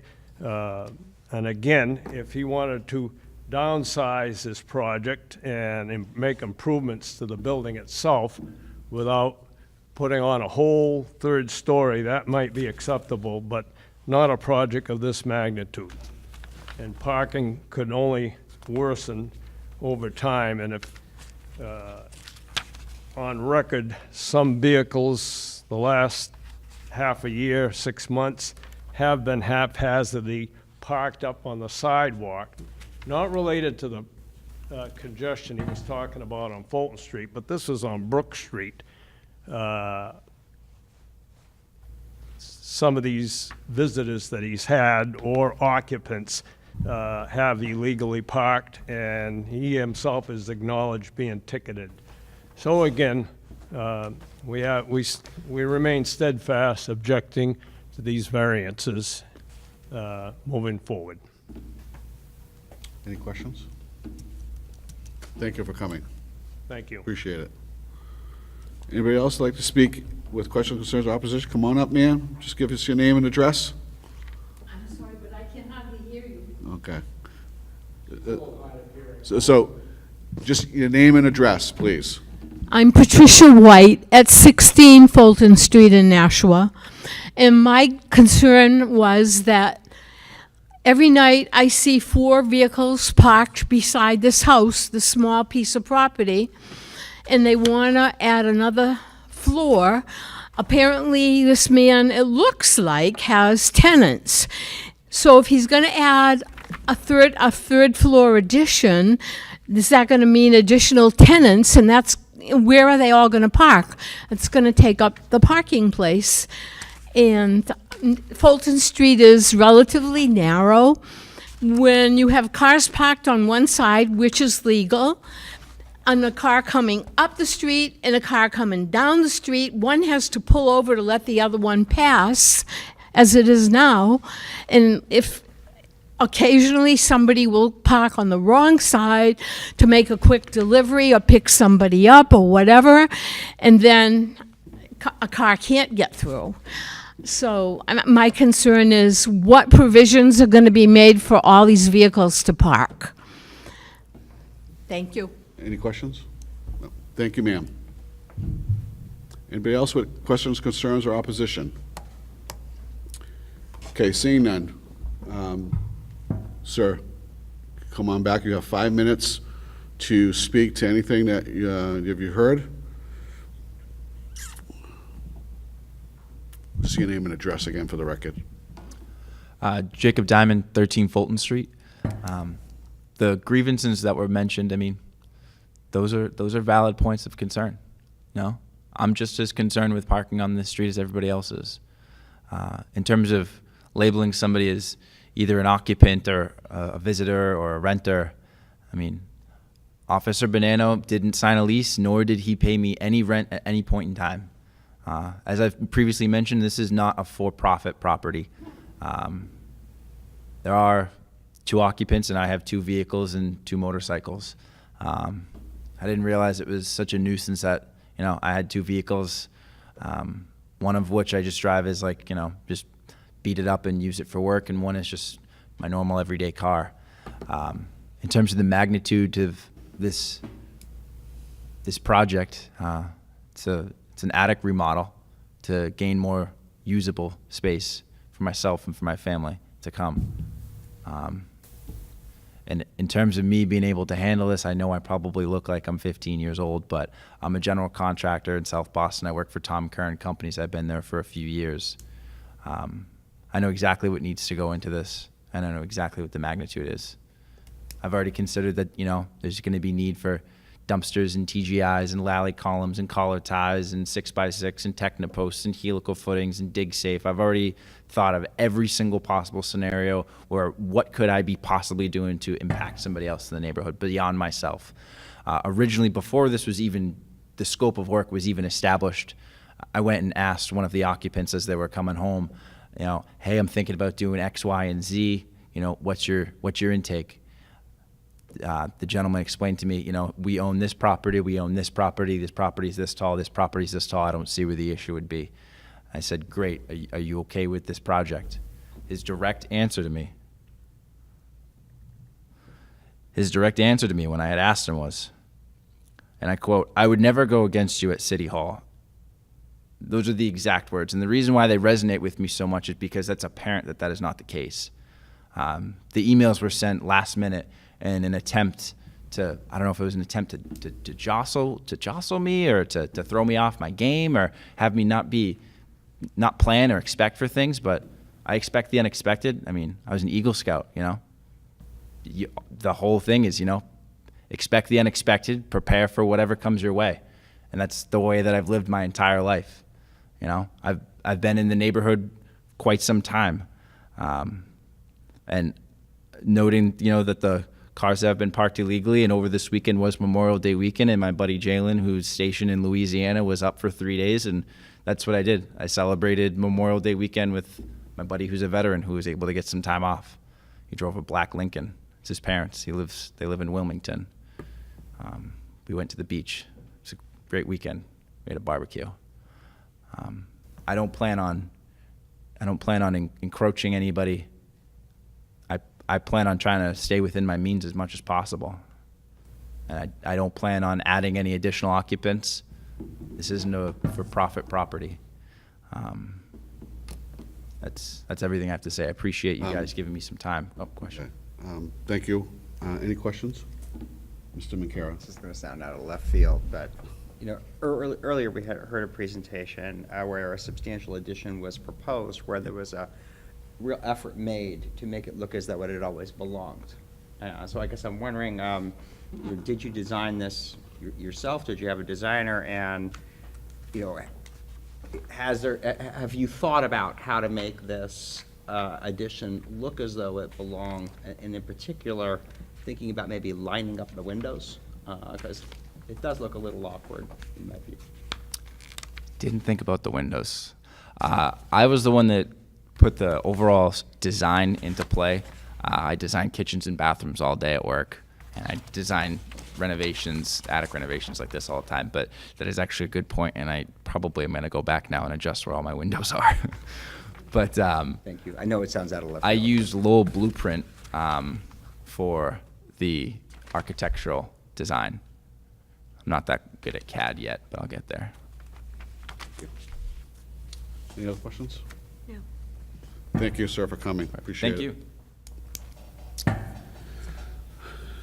Sir and ma'am, either one of you has the opportunity to come back for 5 minutes if you'd like to speak in rebuttal, or you can rest.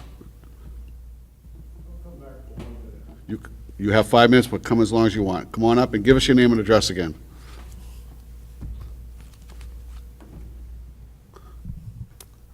I'm Rick Markeel, 7 Brook Street, Nashua. And I can appreciate Mr. Diamond's intentions and efforts.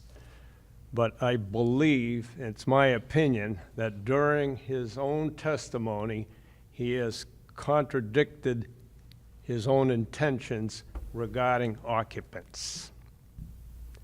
He has acknowledged folks, friends coming from abroad, so, and they may be deemed visitors, but where do you draw the line between a visitor and an occupant? And I take issue with what we have observed so far. It seems that he may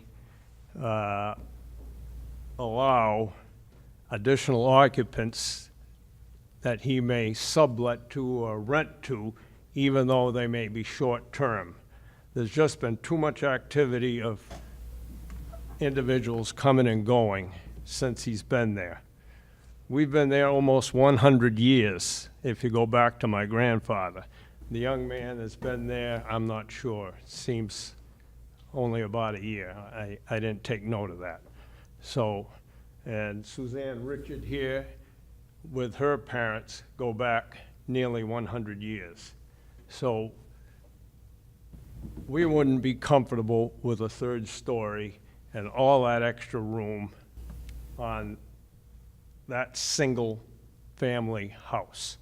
If he wants to do some improvements to it and make it look better,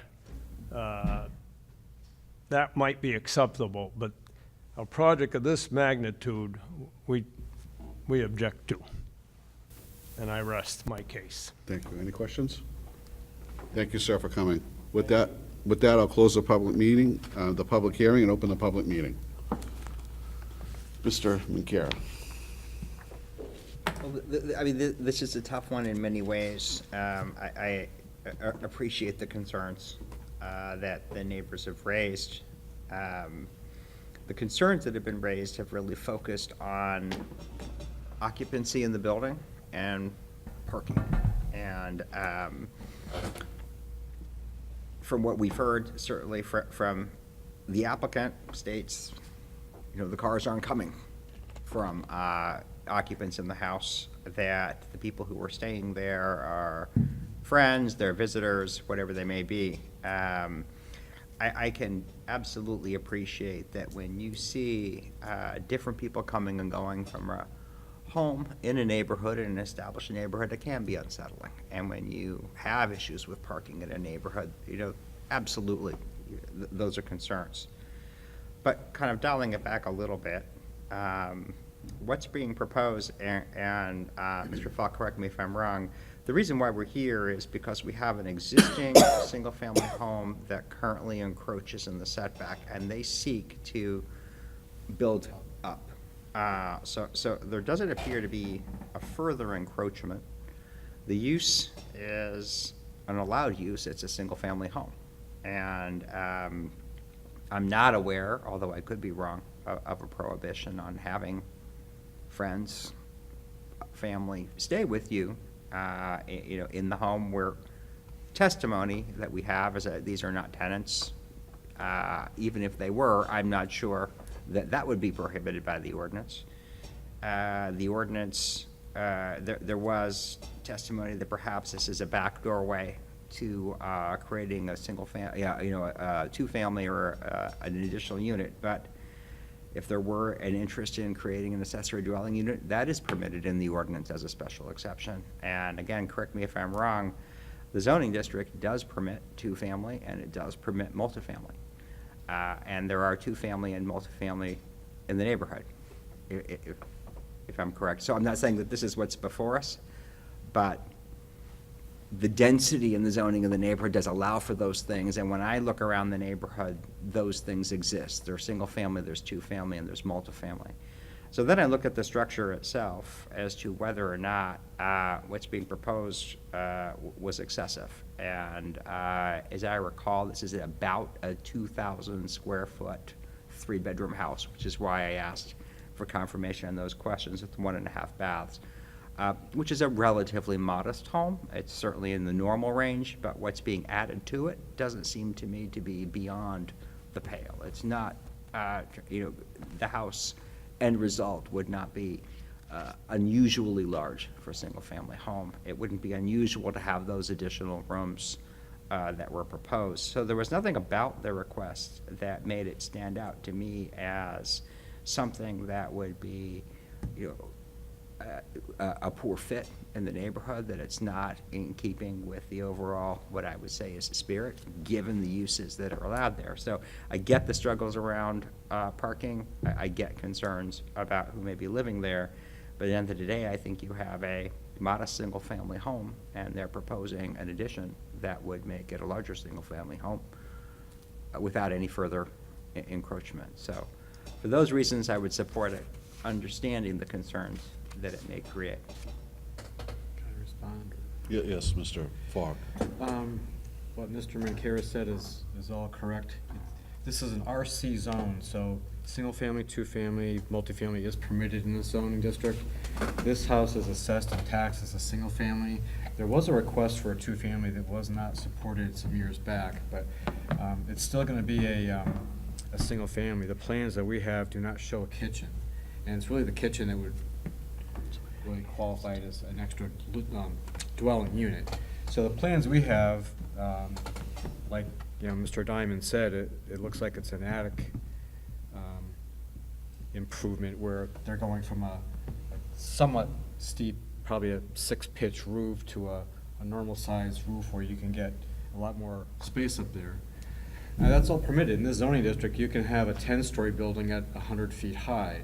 That's what the code allows, although I don't even think he's going to be under, I think he'll be under 35 feet, which is allowed in like the R9 and the RA zone, R18 zone.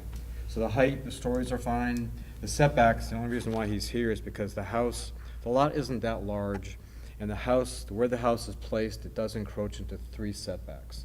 So by going up, setbacks go from the ground all the way up through to the sky. So that addition is going to be encroaching into 3 of those setbacks. And that's really why he's here. A single-family house requires 2 parking spaces, and he has 2. That's all he's required to provide. And as far as people, his friends or co-workers or guys he went to school with or whoever, I mean, there's really no law that says you can't have friends stay with you for a month or 2 months or a couple weeks. I've got cousins all over the country and friends all over the place that can come and stay with me for as long as they like, and I'm not going to charge them anything. As long as they clean up after themselves, that's good for me. So there's really no issue with the cars. I mean, and it's up to him to, arrange for his guests and friends to park in a way that is going to be not an impact to not only his house, but all his neighbors as well. I mean, to be a good neighbor, that's what he'd want to do, of course. So, I mean, my house, 2 houses ago, it was a family that had 2 children. They had 9 cars, and they also had 5 snowmobiles. They had 2 other work trucks and a boat they had everything. I mean, I was jealous because I used to look out at all these things and wish I had half of those things. All I had was a motorcycle, but I wished I had all those extra cars, but it's not against the rules or anything. He can have 2 cars and 2 bikes, and so it's just unfortunate that he doesn't have a 20-space parking lot for all of his friends and guests to park in, but he has what he has, and it's really just up to them to find a place to park somewhere. But like Mr. Mancara said, at the end of the day, this is really a single-family improvement. That's really what it is. You know, according to our plans and what we have here, I've never met Mr. Diamond before. I'm just looking at the plans that we have here, that you guys all have, and based on what we have here, that's what it is. And just to verify, right, that, if this were to go forward, and Mr. Diamond would move forward, this would all be inspected by the city inspectors, which is not our purview. But again, it's not like something could be done and then not be caught, right? Because there will be certain things he has to go through, right, for inspections and. Correct. Yeah. I mean, he would have to have a rough inspection, final inspection, you know, of any plumbing or electrical, structural matters. So he'd have to get, and our inspectors are really good, you know, they know what they're looking at. And we could even, I mean, if the board is comfortable, we could even put a stipulation on the building permit that, you know, no extra kitchens permitted or something like that. But I'm sure the building department would do that anyway. Thank you, Mr. Falk. All set? Yep. Thank you very much. You all set, Mr. McCarron? Mm-hmm. All right, Ms. McKay? Well,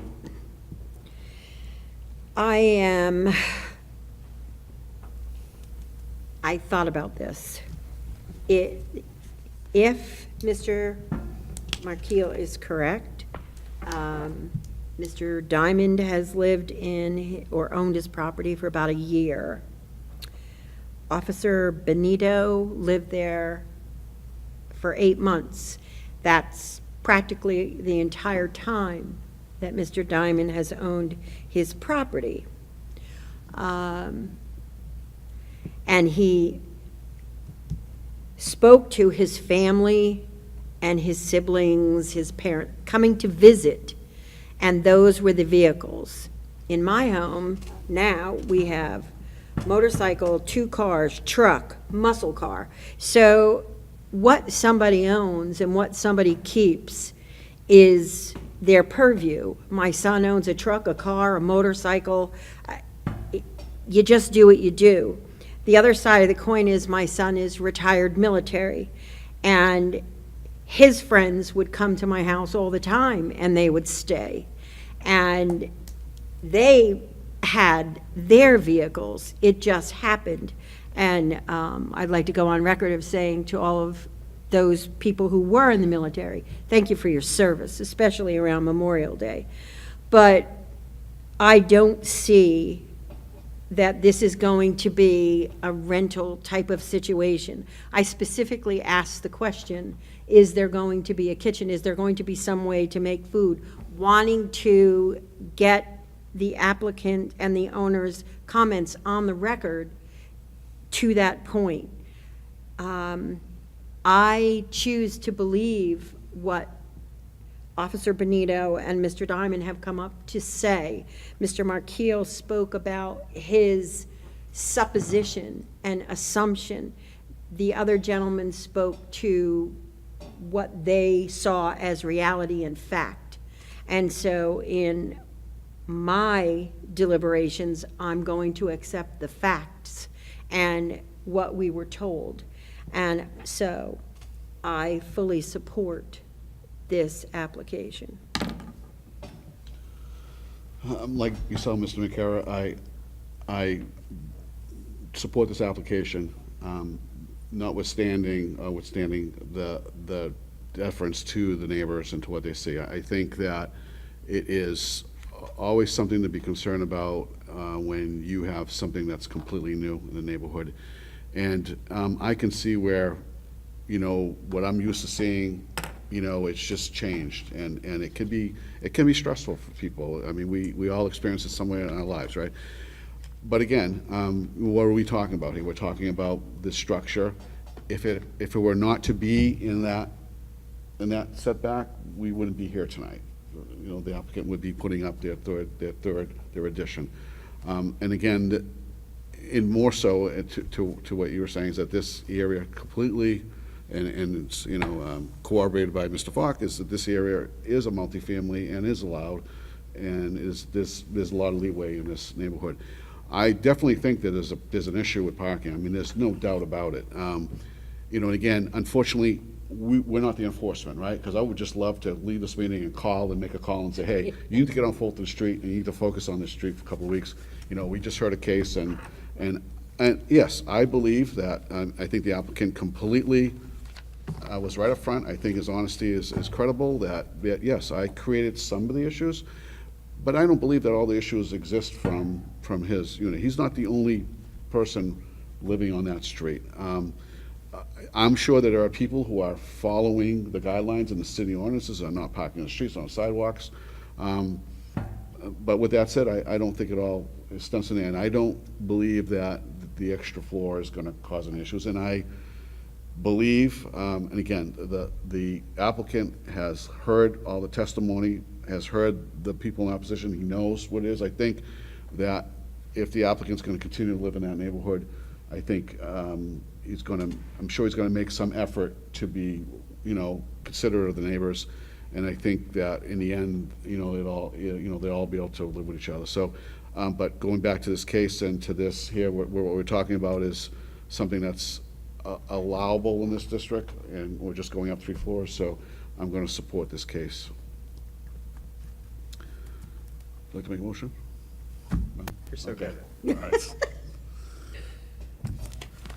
I'd like to make a motion for Jacob Diamond, 13 Fulton Street. Description is Jacob Diamond, owner of 13 Fulton Street. Sheet 100, Lot 13, requesting the following variances from Land Use Code Section 190-16, Table 16-3.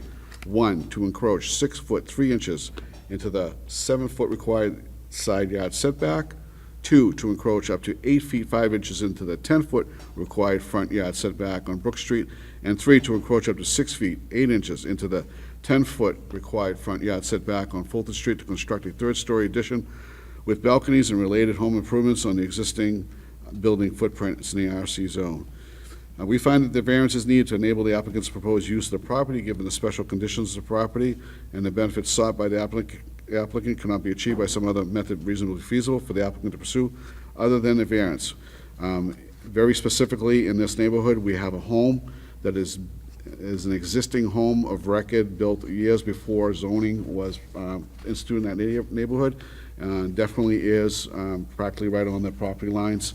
It is in a neighborhood of multifamilies. It is a single family in a home in a neighborhood of multifamilies, so it's not out of character for another story to be added to this home. We find that it isn't within the spirit and intent of the ordinance. We find it will not adversely affect property values of surrounding parcels. We find that it's not contrary to public interest, and that substantial justice would be served. So I make a motion to approve this area variance. Second. Second by Mr. Mancara. Discussion. Before we move forward, do we want to put anything about a kitchen, even though Mr. Falk testified that that probably will be under building permit? Do we want to put anything in there, or are we just want to leave it the way it is? I'm good with leaving it. Leaving it? Okay. All right, so with that, Mr. Mancara is seconded. All in favor? That's 3-0. Congratulations, sir, your application has been approved. Just be aware, there's a 30-day window of appeal, so just be aware of that, okay? And you can contact Mr. Falk when you need more information about moving forward, okay? Okay, have a good night. Thank you. With that, I'll close case number 5 and close case number 4 and open case number 5.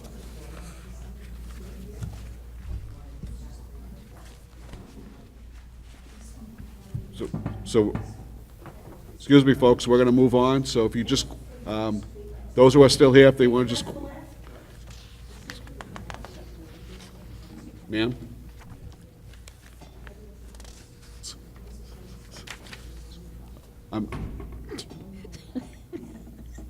I'm sorry, sir. All right, I'll open case number 5. Case number 5 is Aldebaran Properties LLC and Peter Q. Nash Revocable Trust, State Farm, care of Carolyn Parker, 87 Amherst Street. Description is Aldebaran Properties LLC and Peter Q. Nash Revocable Trust, owners of State Farm, care of Carolyn A. Parker, applicant, 87 Amherst Street, sheet 60, lot 21, requesting the following variances from Land Use Code Section 190-101, Table 101-7, Table 101-7. One is to exceed the maximum number of ground signs per premise, one permitted, one existing off of Sergeant Ave, and one additional ground sign proposed off of Amherst Street. And 2, to exceed maximum ground sign area for the premises, 10 square feet permitted for a total of 18 square feet proposed. It's in the RA district. Welcome. What's your name and address, please? Carolyn Parker, 3 Lorient Avenue, Worcester, Massachusetts. As stated, I'm here requesting a second sign on a property in a residential zone. The property is has 6 offices in the property. It is part of the street is on Sargent, and the other is on Amherst. There is a sign currently that was given a variance in 2015 for a 10 square foot sign, which is on Sargent Street. We're requesting an 8 square foot sign for State Farms. So they're a new tenant in the property. There is no tenant sign or anything at this property. There's currently a real estate sign, and we're looking to put this sign in place of that real estate sign. Real estate signs are allowed by right because the guy's trying to obviously rent the property. So that sign will be removed, and we'll put the State Farm sign in its place. Okay. Simple enough, right? Yeah. Any questions? Mr. Mancara? What's the primary motivation for the second sign? The primary motivation is to get clientele to come into the State Farm office, therefore generating business for, Brianna is here. She's the one that will be renting out the space.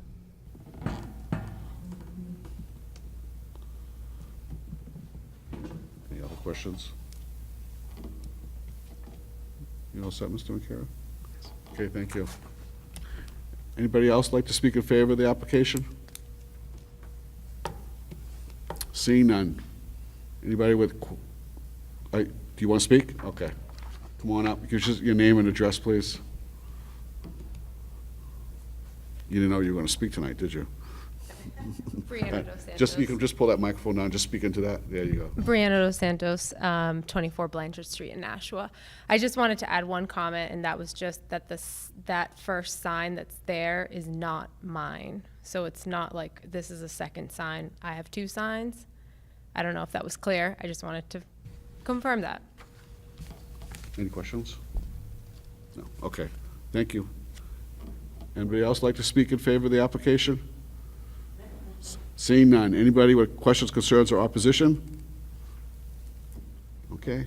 I will close the public hearing and open the public meeting.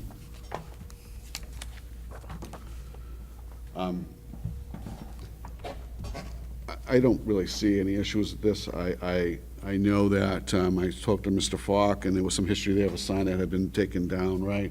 Correct? Yeah, well, basically, there's, where they want to put the State Farm sign used to be a permanent sign. And then there was a variance a few years ago to add the other sign in off of Sargent Avenue. That was granted by this board. Well, lo and behold, the first sign, that tenant is no longer there, and they use it as a real estate sign, which is permitted. You can have a real estate sign without getting a sign permit or a variance for that. So now they want to change that real estate sign back to a permanent sign. So there's even a question of whether or not they even needed to come here, because they did get a variance before, but it was our impression that the real estate sign had been there for longer than a year. So in other words, the grandfather status of that old variance has kind of gone away. You can't just keep going back and forth playing chess with signs. It's either going to be 2 permanent signs or not. So that's why we thought it was best for them to come here, straighten it out. So with that, again, it doesn't really matter to me right now, in this case, where that's at, because I think, again, there was a sign that was permitted there before. I think the board felt that it was viable.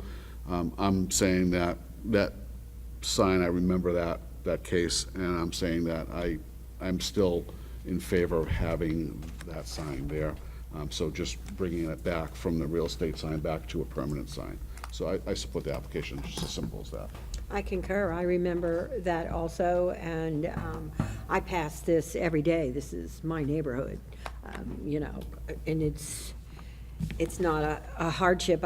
If I was Brianna, I would certainly want my business advertised so that people knew, A, where to go, and B, that I existed there. So I don't have any problem with this at all. I would agree. I don't remember the case, but I do remember the sign. I just assumed that the unit became vacant, and that's why the real estate sign popped up. But where it's, that's a side on Amherst Street, obviously a very busy commercial street, even though it's RA zoned. It's, a corner lot. So I think having two signs makes sense, and it's a really busy area.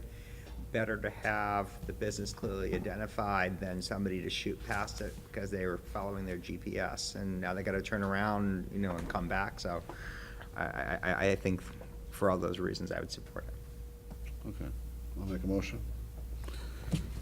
Make the motion for Albertine Properties LLC and Peter Q. Nash Revocable Trust, State Farm, care of Caroline Parker, applicant 87 Amherst Street, sheet 60, lot 21, requesting the following variances from Land Use Code, section 190-101, table 101-7. To exceed maximum number of ground signs per premise, one permitted, one existing off of Sergeant Ave, one additional ground sign proposed off Amherst Street, and two, to exceed maximum ground sign area for the premise, 10 square feet permitted, a total of 18 square feet proposed. It's in the RA district. We find that the variance is needed to enable the applicant's proposed use of the property, given the special conditions of the property, and the benefit sought by the applicant cannot be achieved by some other method reasonably feasible for the applicant to pursue other than an area variance. We find that it is within the spirit and intent of the ordinance. We find it will not adversely affect the property values of surrounding parcels. We find that it's not contrary to public interest, and we find that substantial justice would be served. With that, I make a motion to approve the area variance. Second by Ms. McKay. Any discussion? Seeing none, all in favor? That's 3-0. Congratulations, your application passed. With that, I'll close case number 5. I see there's an agenda for this next week here, and I didn't see any, 35 Groton Road's not far enough down the line, right, to be affected by that for regional impact. I don't see anything. Does anybody see any regional impact? Okay, so there is no regional impact. The minutes aren't ready from the last meeting. They'll be at the next meeting now. Okay, other than that, any other business? Nope. Make a motion to adjourn. Second. Second by Mr. Mancara. All in favor? 3-0. We're adjourned at 8:42.